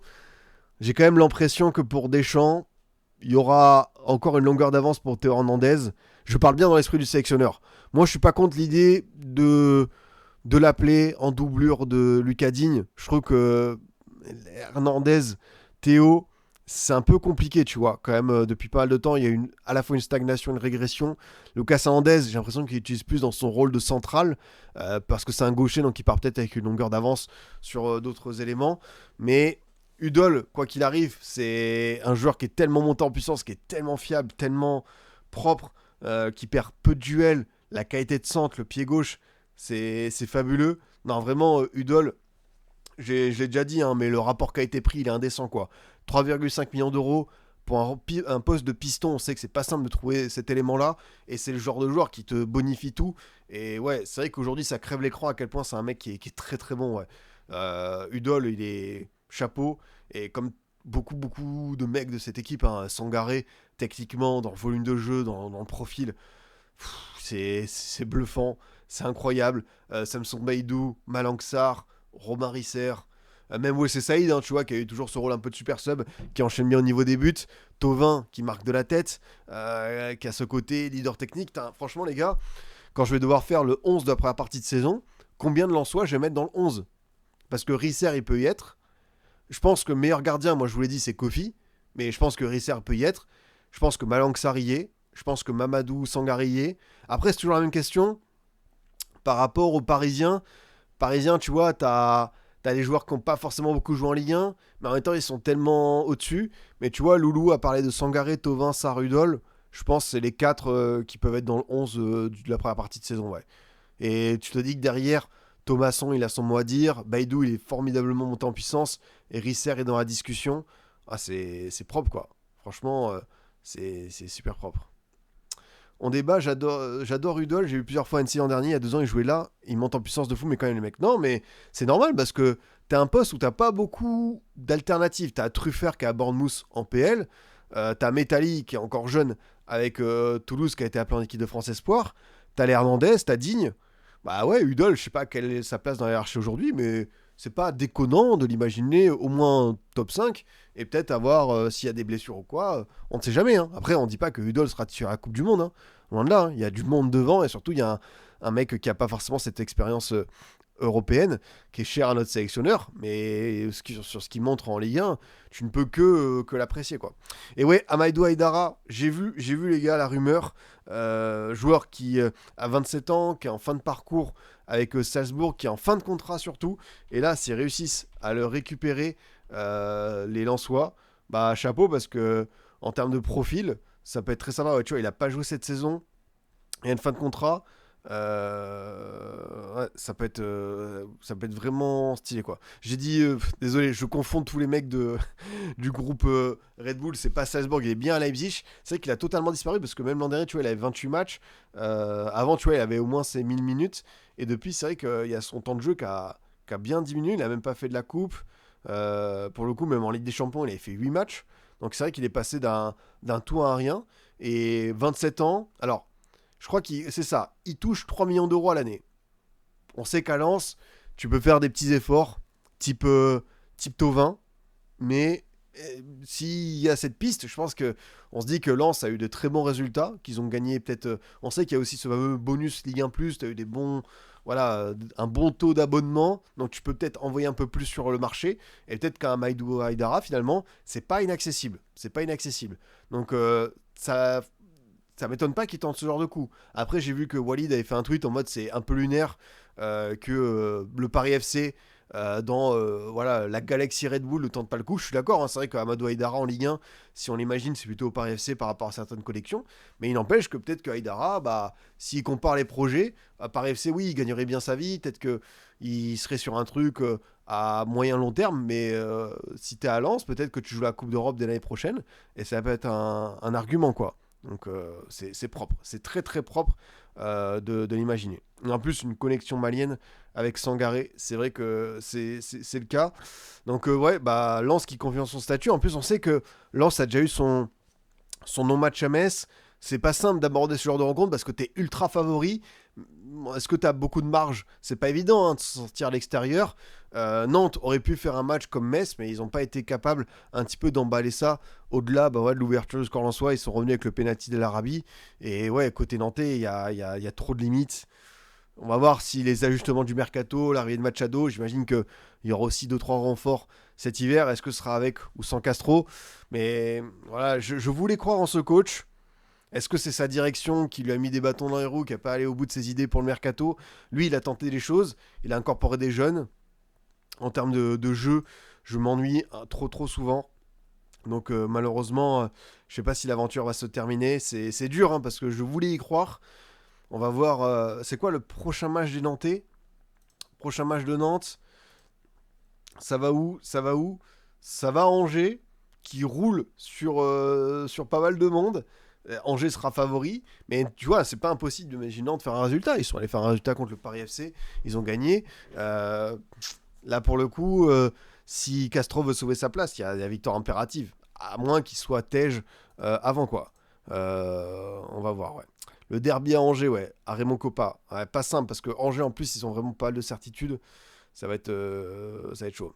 Non, Ablin, franchement, Ablin, je te le dis, la saison de Nantes sans Ablin et Lopez, waouh. Euh, je pense que c'est extrêmement inquiétant. C'est là où je me dis que Nantes a vraiment peu de marge parce que quand tu parles de juste de une de individualité et que tout le reste, pourtant, tu vois, t'as des jeunes joueurs, je vais pas leur tomber dessus, hein. Dev, Tati, Tabibou, Guirassi, on sait qu'ils feront carrière, mais là, aïe, aïe, aïe. C'est vrai que côté Nantes, il n'y a pas beaucoup de choses à sauver malheureusement sur cette première partie de saison. On enchaîne avec le TFC contre Strasbourg. Et l'impression visuelle rejoint les stats. 4 tirs, 2 cadrés pour Toulouse. 1 tir, 0 cadré pour Strasbourg. Waouh. C'est vrai que le match était assez intense, mais en termes de 30 derniers mètres, c'est comment les gars là? Parce que 5 tirs dans le match de cadré, waouh. Je m'en rends pas compte, mais c'est chaud quoi. Ouais, t'as mal à ton Strasbourg. Bah, c'est vrai que ce Strasbourg-là, un petit peu à la dérive. 4 défaites sur les 5 derniers matchs. Une mauvaise dynamique. Emega qui n'était pas là, suspendu par son comportement. C'est là où tu te dis que ce Strasbourg-là traverse vraiment une mauvaise passe. Voilà, c'est comme d'hab. Est-ce que tu es prêt à accepter le projet, la jeunesse de l'équipe pour ça? Quand tout roule, on se dit waouh, c'est génial. Et par contre, quand ça va pas, c'est pas fantastique, c'est pas folichon. Après, j'oublie pas que l'an dernier, ils ont fait une deuxième partie de saison en boulet de canon et qu'ils étaient moins bien que cette première partie de saison où tu vois ils étaient un peu plus en recul au classement. Mais sincèrement, oui. En plus, ce qui est drôle, c'est que je vous parle de la jeunesse, du fait d'avoir ce truc un petit peu, voilà, que c'est pas simple, l'apprentissage. Qui c'est qui tue son équipe avec une mauvaise passe? Je vous le donne en mille, le plus âgé, Ben Chilwell, 28 ans. Voilà, comme quoi l'histoire de jeunesse avec ce Strasbourg-là, faut pas non plus tout le temps s'y fier. Ouais, bah, c'est clairement un match décevant, c'est une période décevante. Rossenior doit changer quelque chose hein, parce que je trouve que son équipe commence à être un petit peu en manque soit d'énergie, soit de comment dire d'initiative. Après là, bah, t'avais pas Barco encore une fois. Je pense qu'il y a un Strasbourg quand même avec et sans Barco. Il peut y avoir aussi un Strasbourg avec ou sans Emega, avec ce personnage que tu dois accepter, mais qui dans le jeu, dans la profondeur, dans la menace par rapport aux attaquants, par rapport aux défenseurs, est vraiment peu peser là-dessus. Mais ouais, le match de Strasbourg, un peu incompréhensible parce que finalement, quand tu regardes la compo, bah, t'as quand même du beau monde. Hein. T'as Mamadou Sarr, t'as Gueladoué, t'as Zexi Morera, t'as Nanassi, t'as Panicelli, t'as Enciso, t'as même, tu vois, Doucouré et Mourabet au milieu, t'as du Kenry Paes qui rentre, donc t'as toute ton armée de jeunes. Mais là, le match était. Ça part ici à s'imbriquer et voilà, ils ont eu la maîtrise, mais ils n'ont pas su faire grand chose du ballon. Et quelqu'un le disait, hein, malheureusement, c'est un peu la malédiction des matchs du samedi 19h où c'est un peu l'horaire traître. Hein. À l'époque, je sais pas si vous en souvenez, bon, c'était pas, il n'y a pas si longtemps, je vais pas faire l'ancien, il y avait aussi le dimanche 13h pour séduire le marché asiatique. Et souvent, les matchs à cet horaire, waouh, fallait s'accrocher. Mais ce samedi 19h, ça fait un moment où je me dis, c'est pas un cadeau et c'est chaud. c'est chaud, c'est chaud. Côté toulousain, bah, finalement, tu as su marquer un nouveau but par Emerson qui enchaîne après son joli rush au Vélodrome. Un but, tu vois, plein de spontanéité parce qu'il bute sur Benders et après derrière la frappe du gauche, elle est vraiment bien exécutée. Il a un vrai beau réflexe dans ce sens. Voilà, c'est son troisième but en Ligue 1, c'est son deuxième de suite. Donc on sent que c'est le type de neuf qui a besoin un petit peu d'avoir du temps de jeu, d'enchaîner. Pour le coup, c'est un Toulouse qui m'a bien plu dans l'aspect défensif. Parce que quelqu'un l'a dit plus haut, Cresswell a maîtrisé Paecelli. Et là, tu le dis, hein, Jimmy Derma, j'imagine que c'est ça le blaze. Martinez Novel est excellent pour animer sa défense. Et quand il n'a pas à faire le jeu, là, t'ouvres le score. T'éteins le match contre un Strasbourg hyper faible, ça suffit. Ouais, c'est ça. C'est pas un Toulouse spectaculaire. Bon, de toute façon, je pense que vous vous rendez compte, hein, 5 tirs, 30% de possession. Mais c'est pas un Toulouse qui a été mis en danger ou qui a été poussé à en faire plus. Ils étaient dans leur fauteuil, leur zone de confort. on est tranquille, là, c'est la maison, il y a la petite cheminée, on prépare les décos de Noël, t'as Maria Carré qui tourne en fond, t'es sur tes pantoufles, il y a une bougie parfumée dans la maison, t'es bien. Et franchement, t'as pas envie d'en faire plus. Et là, c'était Toulouse samedi soir, ils étaient vraiment pépères. Il y avait rien d'autre à faire. Et c'est vrai que c'est pour ça que ça me plaît cette équipe. Je trouve que tactiquement, individuellement, collectivement, j'aime bien ce que propose ce TEF là. C'est pour ça que c'est un peu l'élève que j'ai envie de pousser dans cette Ligue 1. C'est un peu comme Auxerre dans notre registre, mais je me dis que ce Toulouse là, qui en plus est vraiment l'équipe parfaite quoi. 5 victoires, 5 nuls, 5 défaites, 21 buts inscrits, 19 encaissés. Allez, prochaine journée, ah non, ça va pas être possible, mais c'est vrai qu'il faudrait peut-être avoir ce 21-21 pour être vraiment l'équipe ventre mou par excellence, mais justement, je pense qu'ils ont cette capacité à faire mieux que cette zone et à aller titiller les équipes européennes. En plus, il n'y a pas de Coupe d'Europe, donc on peut se dire, bon, petite limite profondeur de banc, t'as 2-3 blessés, pourquoi pas, mais sur pas mal de matchs de Ligue 1, je vois que c'est une équipe qui a un potentiel et qui doit briser ce plafond de verre. Parce que là, ce petit plafond de verre, c'est cette 9e, 10e place. Et je pense qu'ils sont capables d'aller plus haut. Quoi. Pour l'anecdote, Hidalgo et Vignolo, les deux Argentins recrutés cet été par le TEF, viennent voir tous les matchs de la réserve en N3. Et ce matin, les deux étaient alignés avec la réserve et les deux ont marqué. Alors qu'Hidalgo joue samedi contre Strasbourg. Ah, c'est propre. C'est propre, c'est vrai qu'ils n'ont pas un temps de jeu conséquent.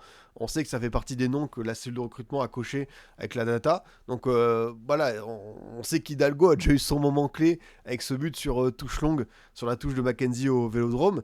Mais non, c'est bien ce que je vois de la part du TEF.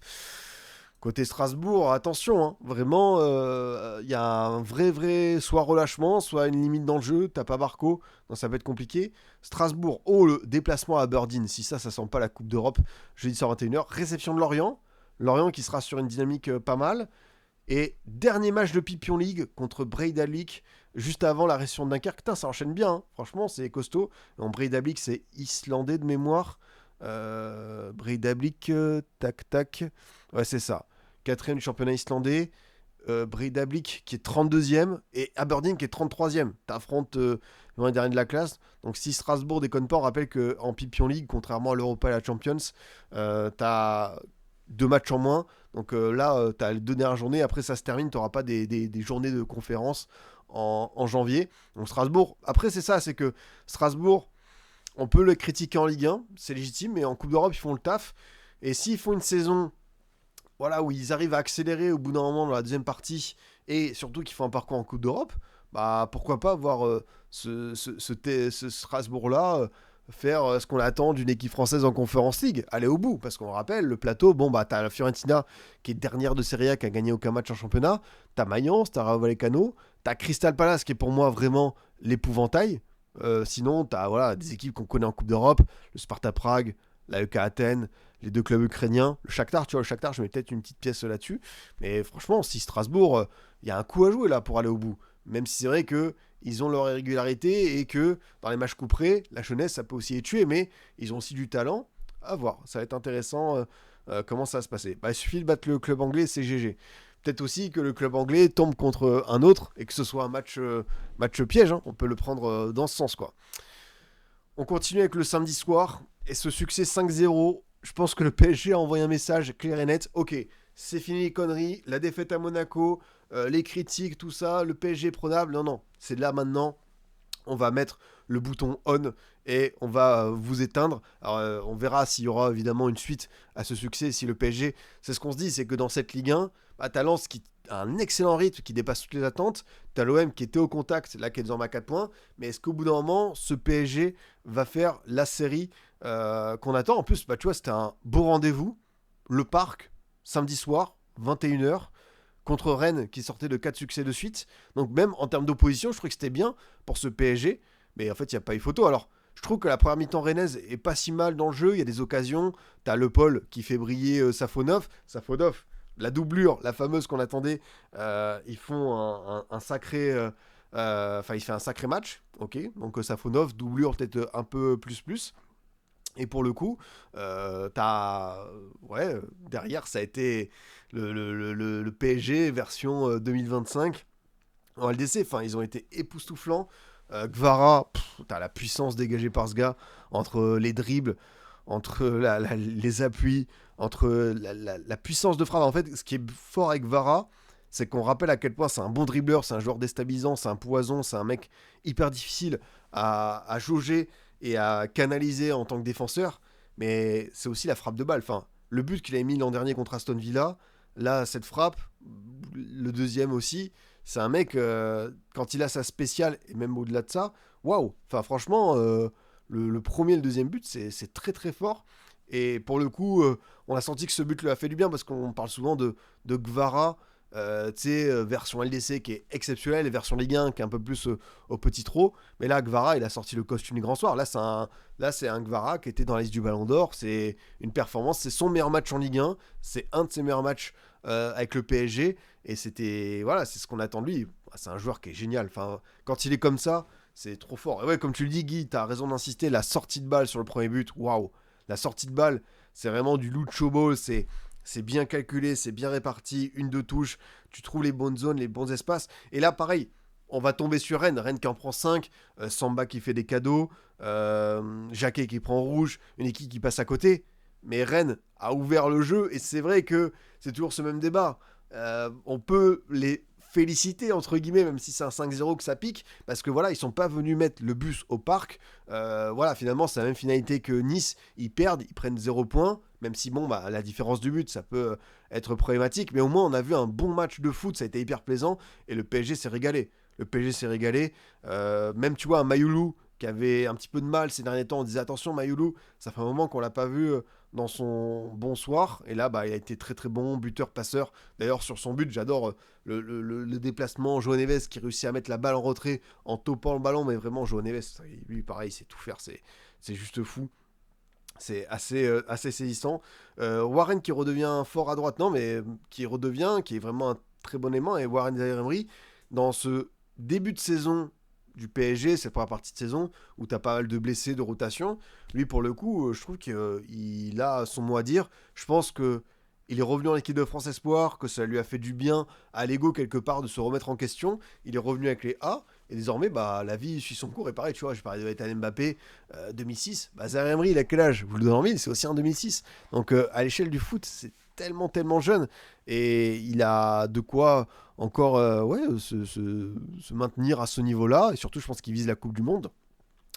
Il espère avoir du temps de jeu par rapport à l'Euro.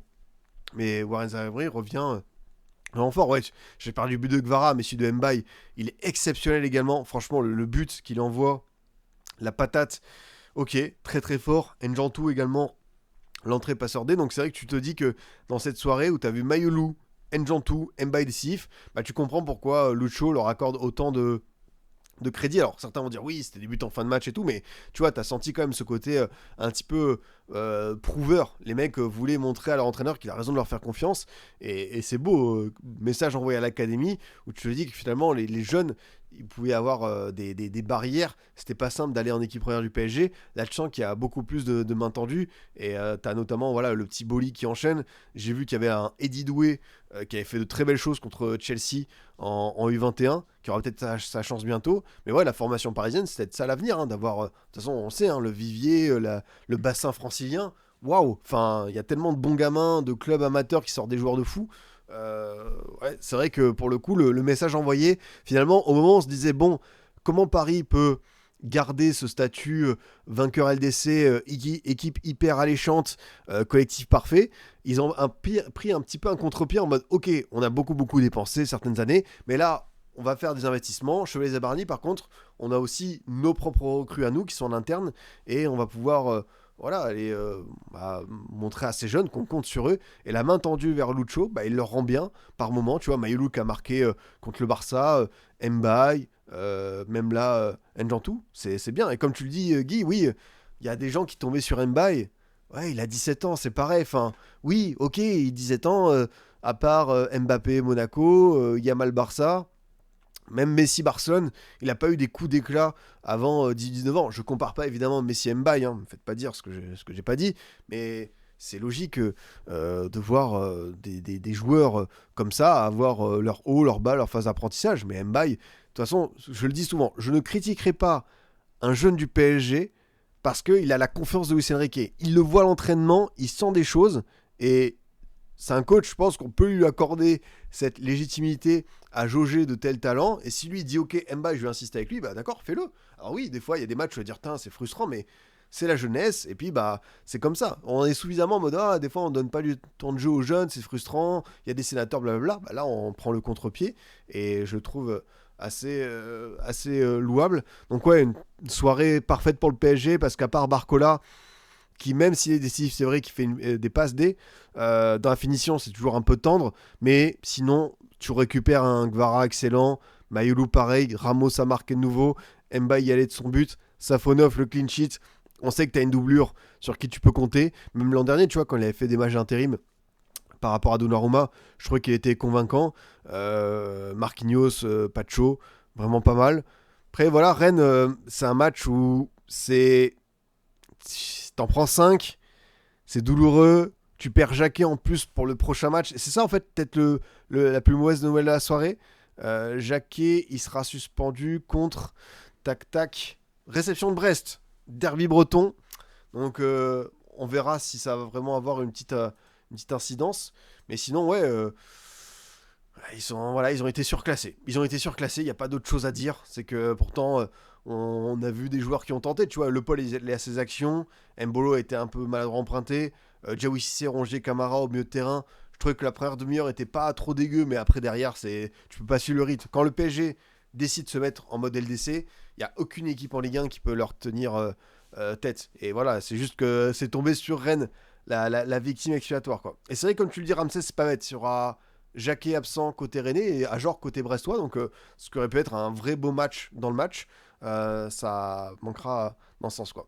Vu du stade, Le Paul, c'était à Honnête Déviation, c'était fort, je trouve. Non, mais Le Paul, c'est bon, hein. Franchement, Le Paul, il s'accommode très très bien de son arrivée au stade Rennais. Ça fait un petit moment qu'il a pas marqué, mais tu vois, il est pas loin. C'est sûr que Safonov fait l'arrêt du week-end, peut-être, sur la frappe déviée par Pacho. Ouais, Barcola, très bon dans le contenu et l'envie, beaucoup moins dans le dernier. C'est ça qui est problématique. Après, c'est un mec qui lâchera pas l'affaire. Il a dit lui-même qu'il a peut-être besoin un peu de repos, de souffler sur certaines choses pour revenir un peu plus lucide à 100% physiquement. Mais tu vois, il est décisif. Il donne du sien. Mais là, on attend Barcola. On le sait, hein, c'est dans la finition de dernier geste parce que c'est un joueur qui, une fois qu'il aura ce truc, est-ce qu'il aura un jour? On peut se poser la question, mais une fois qu'il aura, ça va être dévastateur pour pas mal de monde. Ça, c'est clair net. On enchaîne les amis. On arrive sur les matchs du dimanche. J'ai déjà pas mal parlé du Nice-Angers à travers la situation niçoise. Évidemment, c'était un contexte très particulier. 7ème défaite de suite. Grève des encouragements. Dès la 8ème, 9ème minute, quand Angers commence à faire tourner la balle, t'avais des olés. Tu sens vraiment que ouais, entre le public et les Niçois, c'est foutu pour l'instant. Faudra attendre. Est-ce que s'ils avaient gagné, tu vois, t'aurais eu un semblant de réconciliation? C'est même pas sûr. Là, tu vas enchaîner Braga, déplacement à Lens, réception de Saint-Étienne. Bon courage à eux, parce que vraiment, je vois une fin d'année 2025 en chute totale. Là, la compo, tu vois, tu dis ok, pourquoi pas, tu comptes avec les rares joueurs disponibles, j'aime pas dire en forme, mais tu te dis que t'as ta petite colonne vertébrale, Evan Diouf, Bard, Sanson, Van Hout, Diop, Shaw, Klose, tu vois, des joueurs qui connaissent la Ligue 1, et pourtant, même là, tu sens que l'équipe, elle est morte dans l'âme, quoi. Alors, c'est vrai que t'as Hervé Kofi, qui a fait un vrai gros match, encore une fois, qui a été impliqué sur plusieurs arrêts. Euh, je pensais qu'il y avait plus de tirs cadrés. Alors des fois, je sais que Google en compte pas, mais en tout cas, il a été vraiment bon. Et ouais, là, Nice, c'est terrible, quoi. Alors, bonne nouvelle, les premières minutes de la saison de Tanguy Ndombele, qui est rentré à 10 minutes de la fin et qui a failli être décisif avec une passe pour Johnson qui rate son face-à-face avec Kofi. Ouais, c'est ça, c'est Johnson qui bute sur Kofi. C'était l'arrêt qui me revenait en tête.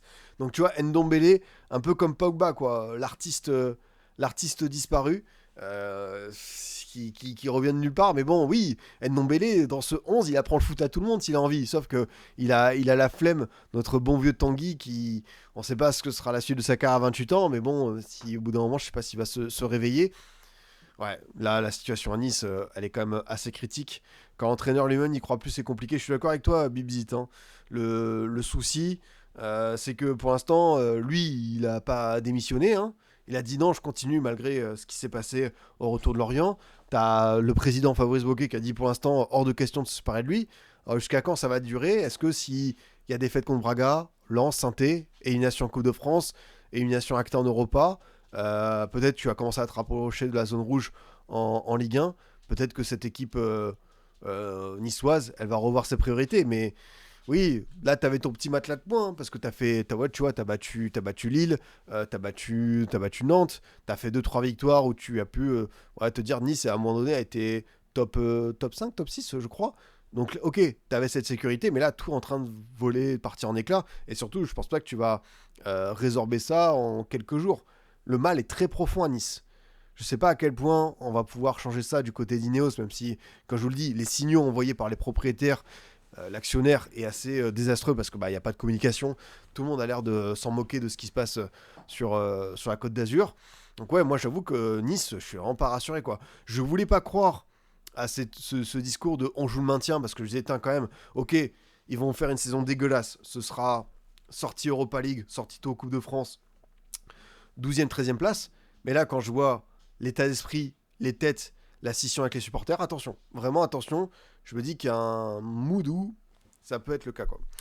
Je ne sais pas si la consigne du jeu était de se relâcher un peu pendant une victoire acquise, mais sur la fin de match, à 11 contre 10, j'ai senti un relâchement, ce qui nous a coûté des occasions d'exchange dangereuses. C'est vrai que Angers aurait pu gâcher ce succès, je ne vais pas dire qu'il était donné, mais entre la première période où tu marques par Begdim qui avait déjà marqué contre le TEF, t'as également Louché qui prend carton rouge au retour des vestiaires.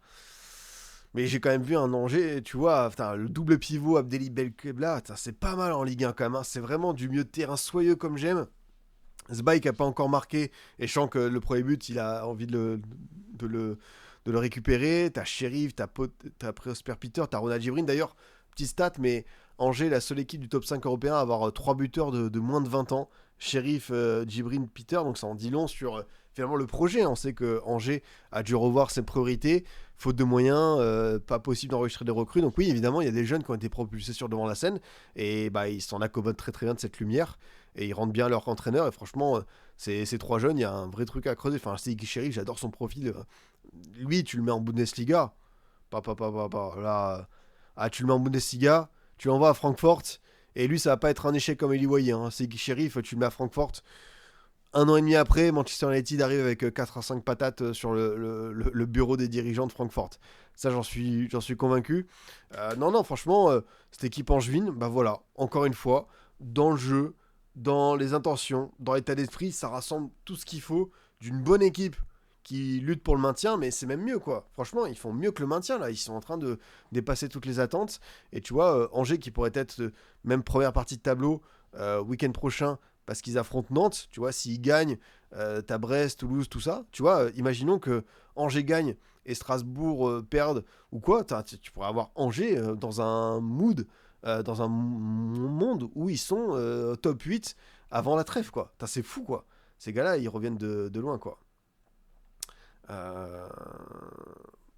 Angers a joué les mains dans les poches à la fin. Ouais, c'était un peu facile. Je pense. Ça, c'est clair et net, quoi.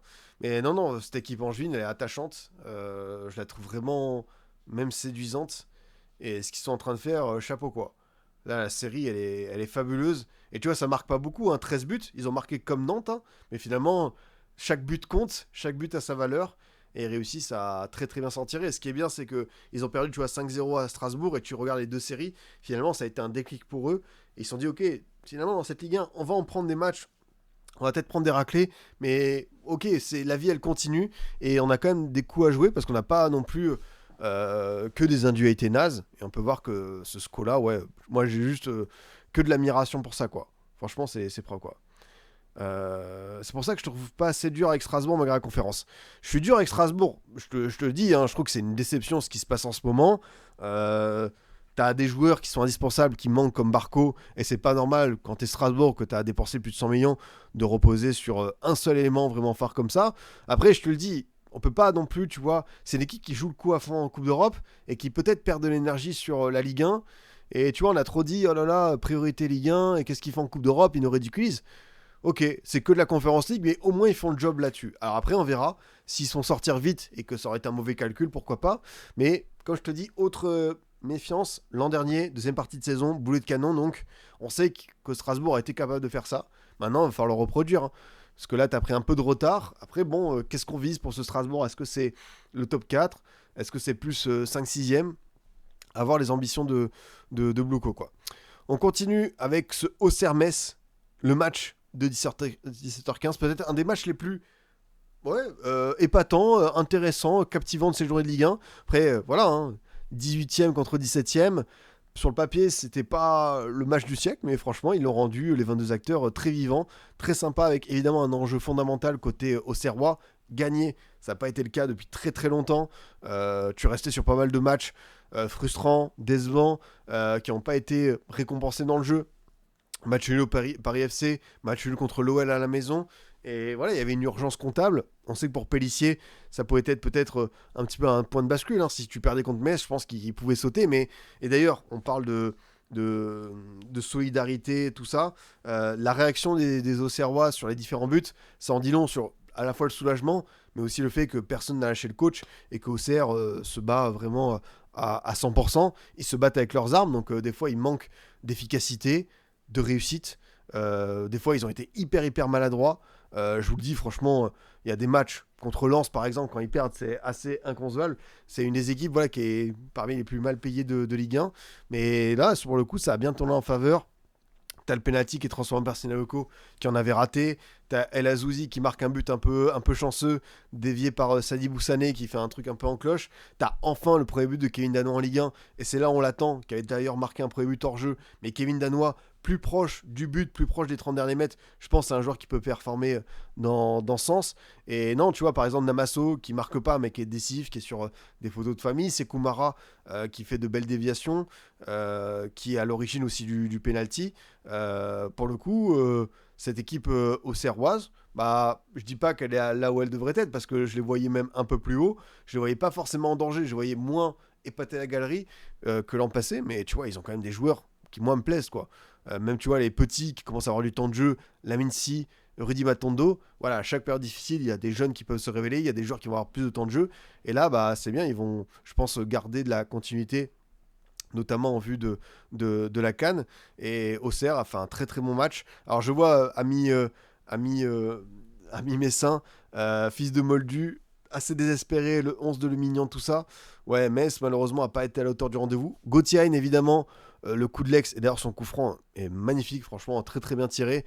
Gauthier, le Pablo Pagis de Saint-Symphorien. Mais ouais, c'est vrai que comme tu le dis, est-ce que Metz serait pas l'équipe qui relance l'équipe dans le dur? Brest-Auxerre. Cette équipe messine est capable de quelques coups d'éclat. On l'a vu, tu vois, la victoire contre Lens, la victoire contre Nice qui était amplement méritée, la victoire à Nantes contre un concurrent direct, mais ça peut aussi perdre contre pas mal de monde, voire tout le monde. Donc c'est chaud, quoi. Je comprends pas pourquoi ils changent autant de joueurs du 11 après 3 victoires. C'est vrai, après t'avais Abdi Diallo du coup qui était blessé, mais ouais, peut-être qu'il y avait certains joueurs, tu vois, Terry Yegbe, je l'avais bien aimé, Kofi Kouaou aussi, bon, il a boudé, donc peut-être qu'il y a une petite sanction par rapport au dernier match, c'était contre Rennes de mémoire. On l'avait boudé. Ouais, c'est vrai que t'as peut-être des choix qui peuvent surprendre dans ce 11 messin. Mais pour le coup, je trouve Auxerre qui a été bien plus inspiré, qui est allé au bout de ses idées. Et ouais, non, franchement, Dani Namasso, je crois qu'il y a une option d'achat qui est obligatoire en cas de maintien, qui est à 6 millions. Il y a un petit truc de pourcentage à revendre pour Porto. Mais même si c'est une équipe qui lutte pour sa peau, Auxerre, qui est dans la zone un peu difficile, Namasso, super cool, Mercato. Franchement, j'aime beaucoup ce que propose ce joueur. Il lui manque juste de la finition et un peu plus de jugeot dans les 30 derniers mètres. Mais Namasso, ce qu'il propose, ça me parle. Ouais, Asoro, il a pas fait de prépa depuis 2 ans. C'est vrai que le choix Asoro, ça peut un peu me surprendre en termes de temps de jeu. C'est assez fou. À voir ce que Auxerre Metz va faire au niveau du mercato. Ça me paraît important quand même de recruter parce que ils ont été à 2 points au bout de 9 journées, donc largués. Là, tu vois, ils sont derniers, mais ils sont à 11 points. Auxerre n'est qu'à 1 point. Le Havre, tout ça, c'est pas si loin. Donc, je pense que cette équipe messine peut être moins larguée que d'autres années. Après, voilà, il va falloir essayer d'aller chercher un petit peu les hommes clés pour ce maintien. Bounassar, il joue pas encore, j'ai vu qu'il était revenu à Metz. Alors, je sais qu'il est revenu s'entraîner, mais je crois pas qu'il y ait encore de contrat ou d'officialisation. Je sais que Fils de Moldu est un Messin assez attentif. Si tu as la réponse, je veux bien, mais j'ai pas vu de retour officiel, quoi. Je pense qu'il se maintient en forme avant de voir s'il y a possibilité. Ouais, Casimir, c'est vrai que Casimir, il est aussi impliqué sur le 3e but, qui est vraiment très très beau, avec la déviation, le fait de décaler danois. Non, c'est vraiment bien joué. Franchement, en termes de jeu, la GIA, c'est une équipe qui me paraît vraiment pas mal. Ouais, ok. Bounassar s'entraîne à ce qui paraît le contrat devrait suivre. Bon, bah on verra le retour de Bounassar dans cette belle équipe Messine. Curieux de voir. Et content aussi pour Pélissier parce que forcément, c'est un coach que j'apprécie. Je dis pas que ça aurait été injuste de le virer parce que oui, évidemment, quand tu es dernier de Ligue 1, que les résultats ne suivent pas, que tu parviens pas à renverser la table, mais c'est un coach que j'ai envie de voir continuer un petit peu son aventure auxerroise. Le dernier match, le 0-0, il est là, Le Havre-Paris FC. Un peu bizarre quand même ce 0-0 parce que t'as un penalty qui est loupé par Issa Soumaré, et quand je dis loupé, vous allez le voir, vraiment, le ballon, je sais même pas où est-ce qu'il est parti, mais waouh. T'as aussi Alimani Gori qui a eu 2-3 occasions en fin de match. C'est là où le Paris FC doit progresser parce que il y a des matchs où tu peux ne pas être incroyable dans le jeu, mais que tu dois gagner un peu de manière moche. Et ce 0-0, il aurait pu basculer pour l'un ou pour l'autre. Hein. Mais pour le coup, le Paris FC, s'ils veulent un peu plus avoir ce fameux matelas de sécurité par rapport à la zone rouge, c'est là où ils doivent aller chercher des points. Après, bah voilà. C'est une équipe qui, je pense, va beaucoup changer au mercato hivernal. Je pense qu'il y a des joueurs qui, malheureusement, sont pas au niveau de la Ligue 1. À mon avis, je sais que du côté de Red Bull, de LVMH, on a ce discours, vous savez, de prudence en mode on va laisser du temps, on est là saison après saison, pas à pas, qu'on va progresser. Je pense que le Paris FC va faire comme ça, sauf que là, pour le coup, c'est un peu en train de stagner. On n'a pas encore cette étincelle au total en Ligue 1. Après, on sait qu'il y a des joueurs qui ont le niveau, la connexion Lopez-Kebal, mais tu vois, je pense à Simon qui me déçoit beaucoup sur cette première partie de saison parce que oui, il y a des joueurs qui. Otavio, 17 millions d'euros, c'est vraiment pas terrible, hein. Je pense que je vais l'apprendre à personne, mais tu vois, un Simon, j'en attendais plus, quoi, avec son statut en Ligue 1, c'est chaud. Ouais, Garito, il y a déjà eu Brest-Monaco, c'était un des tout premiers matchs, vraiment un des tout premiers matchs. Très clairement le cas. Ouais, c'est vrai qu'il y a eu 2 poteaux du Havre et 2 de Olila. Olila qui aurait pu marquer un banger avec sa frappe sur la barre. C'est vrai que c'est un 0-0 qui aurait pu bien tourner parce que c'est vrai que tu vois 0-0 le Havre Paris FC, tu dis oh ça a été un match chiant, mais en vrai de ce que j'ai vu c'était plutôt pas mal. Voilà, tu penses notamment à un des meilleurs pieds gauche de Ligue 1, Yanis Zouaoui qui a fait un très beau centre pour Samata qui n'a pas été récompensé. C'est vrai que de chaque côté, finalement, est-ce qu'on se dit qu'on se contente pas de ce point pour le maintien, c'est un peu du statu quo, mais en même temps, on perd pas de terrain. Voilà, il faudra réussir à enclencher pour la prochaine, quoi. Qui revienne à Nantes, Moses. Je sais pas si le Moses actuel peut vous rendre service. Je pense qu'il a plus sa place que certains joueurs sur le front de l'attaque, mais on se rend compte que c'est quand même difficile. Simon, victime du plus gros contrat qu'un joueur obtient sur le tard. Ah, c'est vrai. Après, bah, Simon, ça fait partie des joueurs qu'on voulait voir à l'étage supérieur. Alors, certains vont dire, est-ce qu'entre Nantes et Paris FC, t'as une grosse progression, tu vas chez un promu? Oui, mais on a bien compris que ce PFC-là, c'était un projet à part. Mais bon, moi, je voulais le voir dans un autre contexte, une équipe, tu vois, un peu ambitieuse, qui a envie d'aller en Coupe d'Europe. Pour l'instant, c'est dur, quoi.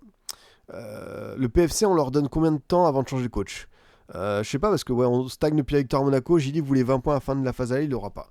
Ouais, c'est vrai qu'il les aura pas parce que là le Paris FC est à 16, il peut être à 20 et tu reçois Toulouse. Alors c'est pas impossible, mais Toulouse, tu vois, équipe relou à jouer. Donc ça va être compliqué le week-end prochain pour les Parisiens. Mais est-ce que le coach est en danger? Je pense pas, parce que je te dis, ils ont vraiment un discours, même pour avoir parlé aux dirigeants, ils ont un discours vraiment mesuré par rapport à ça et aux résultats. Je pense ceux qui estimaient que ce Paris FC allait faire Europa League, qualification européenne, c'est trop tôt. C'était pas cette saison-là. Je pense que ce sera plus le cas pour l'an prochain, où ils vont avoir nettement plus d'ambition, où là ils vont envoyer sur le mercato. Là c'est vraiment un truc un peu d'adaptation, le fait de jauger cette Ligue 1, de voir quels joueurs qui viennent de Ligue 2 sont prêts à rester. Tu vois, par exemple, Camara, Embo, Marchetti, Crasso, tout ça, tous ces gars qui ont aidé le club à monter, même un Cambadio, un petit peu les mettre le baptême du feu. Et bon, bah il y en a qui vont rester, d'autres qui vont partir parce que ce sera pas suffisant, quoi. Ça c'est clair et net, quoi. C'est loin d'être dégueulasse pour un promu, ils peuvent difficilement être plus haut. Ils ont des lacunes défensives, c'est pas ouf, faut attendre avec Mercato. C'est ça. Il y a pas d'urgence parce que dans le jeu il y a un truc, il y a un fil conducteur. Ils se sont trompés de leader défensif avec Otavio. Ça, c'est problématique parce qu'en Ligue 1, t'as besoin d'avoir un tonton derrière. Mais Quand je vous le dis, eux, ils ont vraiment ce truc d'y aller tous les 6 mois, faire un check-in, genre qui c'est qu'on garde, qui c'est qu'on fait partir. Et je pense, tu vois, ça va envoyer. Bah, le derby parisien, je crois que c'est le premier week-end post-trêve de mémoire. Ça, c'est le 4 janvier pour ce PSG Paris FC. Donc, ouais, c'est vrai que même la victoire contre Toulouse, parce que bon, on peut imaginer que le PSG qui va encore monter en puissance, ça pourrait pas être un cadeau pour cette équipe, quoi.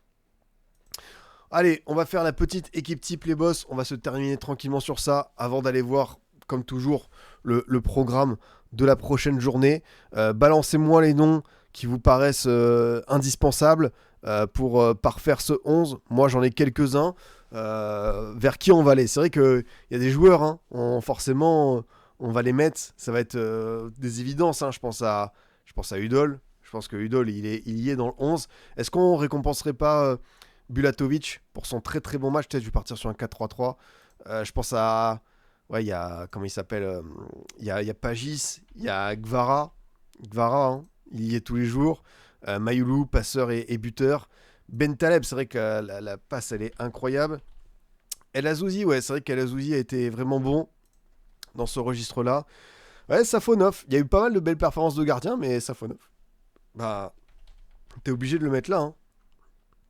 T'es obligé. De toute façon, il y a beaucoup de Parisiens parce que ils ont quand même fait un match assez époustouflant à ce niveau-là. Je pense que je vais mettre Mayoulou là. Je vais mettre Pagis. Hop. On va mettre... Ouais, Bentaleb, Udol. En vrai, Mbappé, il y a le but, il y a pas mal de choses. Hein. Bulatovic, ouais. Bulatovic, très clairement. Hop. Bulatovic, trouvé très très bon. Moi, je pense que je vais mettre Chardonnay derrière. Je trouve qu'il a fait son match avec cette équipe. On peut mettre El Azouzi également. En vrai, là, tu sais que quand les noms y fusent, c'est bon signe. Ça signifie que hein, ça a plutôt bien marché pour cette équipe. Mandy Ngoy, ouais, c'est vrai. Peut-être que je vais... Mandy Ngoy. Ngoy était bon, mais Mandy, franchement, je trouve qu'il est... C'est fort ce qu'il fait cette saison. Hop, tu vois, comme ça, on va avoir un milieu de terrain. L'équipe, elle est venue assez naturellement. Safonov, Zahir Emery, Chardonnay, Mandy, Udol, Bulatovic, Bentaleb, El Azouzi, Pagis, Mayoulou, Gvara. Moi, ça me parle. C'est vrai qu'il y a été un Mbappé. C'est vrai. C'est vrai. Ouais, Ethan. Un peu trop de Parisiens. Les gars, il y a un succès 5-0 contre Rennes. Ils ont fait un match d'élite. Bah, il n'y a pas grand-chose à dire. Hein. Je pense qu'ils sont là, quoi. Au Serrois, il y a El Azouzi. Je l'ai mis. J'ai mis le quota au Serrois. Kofi, ouais, non, mais après, encore une fois, si je mets pas tel nom, Mvogo, Kofi, mérite. Bon, très clairement, ça peut être le cas. De toute façon, comme d'hab, hein, c'est un 11. Quand je mets pas certains joueurs, ça ne veut pas dire qu'ils ont été claqués au sol. C'est juste que, comme toujours, j'ai un choix à faire. Vous connaissez. Prochaine journée de Ligue 1, ce sera la dernière de 2025. Sniff.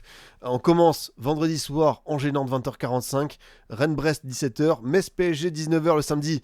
Peut-être qu'un match qui va nous réconcilier avec cet horaire. Paris FC Toulouse 21h le samedi soir. Ouh, là, faudra s'accrocher. Il n'y aura que les vrais de vrais. Lyon-Le Havre le dimanche 15h. Multiplex, pas mal parce que là, waouh. Le multiplex, t'as 17h15 Strasbourg-Lorient, Lens-Nice. Et au Lille, t'as pas mal d'Européens. Et 20h45, Marseille-Monaco. Ouais, la journée de dimanche, elle va être... elle me parle. Elle va être très très sympa. Franchement, j'adore ça, quoi. Merci à vous de m'avoir suivi, les amis. Comme toujours, un immense plaisir. N'hésitez pas. On va mettre ça en replay sur YouTube, également en podcast pour ceux qui écoutent en audio. Spotify, Deezer, Apple. Donc, si vous voulez bombarder de likes, d'abonnements, de commentaires, ça va être c'est toujours un plaisir pour moi de pouvoir compter sur votre force. Merci encore à tous ceux qui avaient suivi également le long live sur le tirage au sort de la Coupe du Monde. Demain, pas d'enjeu pour moi. Je suis au repos. Voilà, je suis écarté comme Emega pour ma communication hasardeuse. Non, c'est juste qu'évidemment, pour faire un peu de rotation dans l'équipe. Donc, comme Luis Enrique qui a accordé quelques jours de repos à ses joueurs, moi aussi, je vais souffler. Donc, on se retrouvera ici pour la LDC. Mardi, mercredi, ça tombe bien. Il y a pas mal de bons petits matchs où on va se régaler. Donc n'hésitez pas à aller voir les copains lundi soir. Et puis nous, on se dit à mardi avec la LDC et ce programme qui s'annonce alléchant avec notamment l'OM en déplacement contre l'Union Saint-Gilloise. Bonne soirée à tous les boss. Je vous dis à très vite. Salut.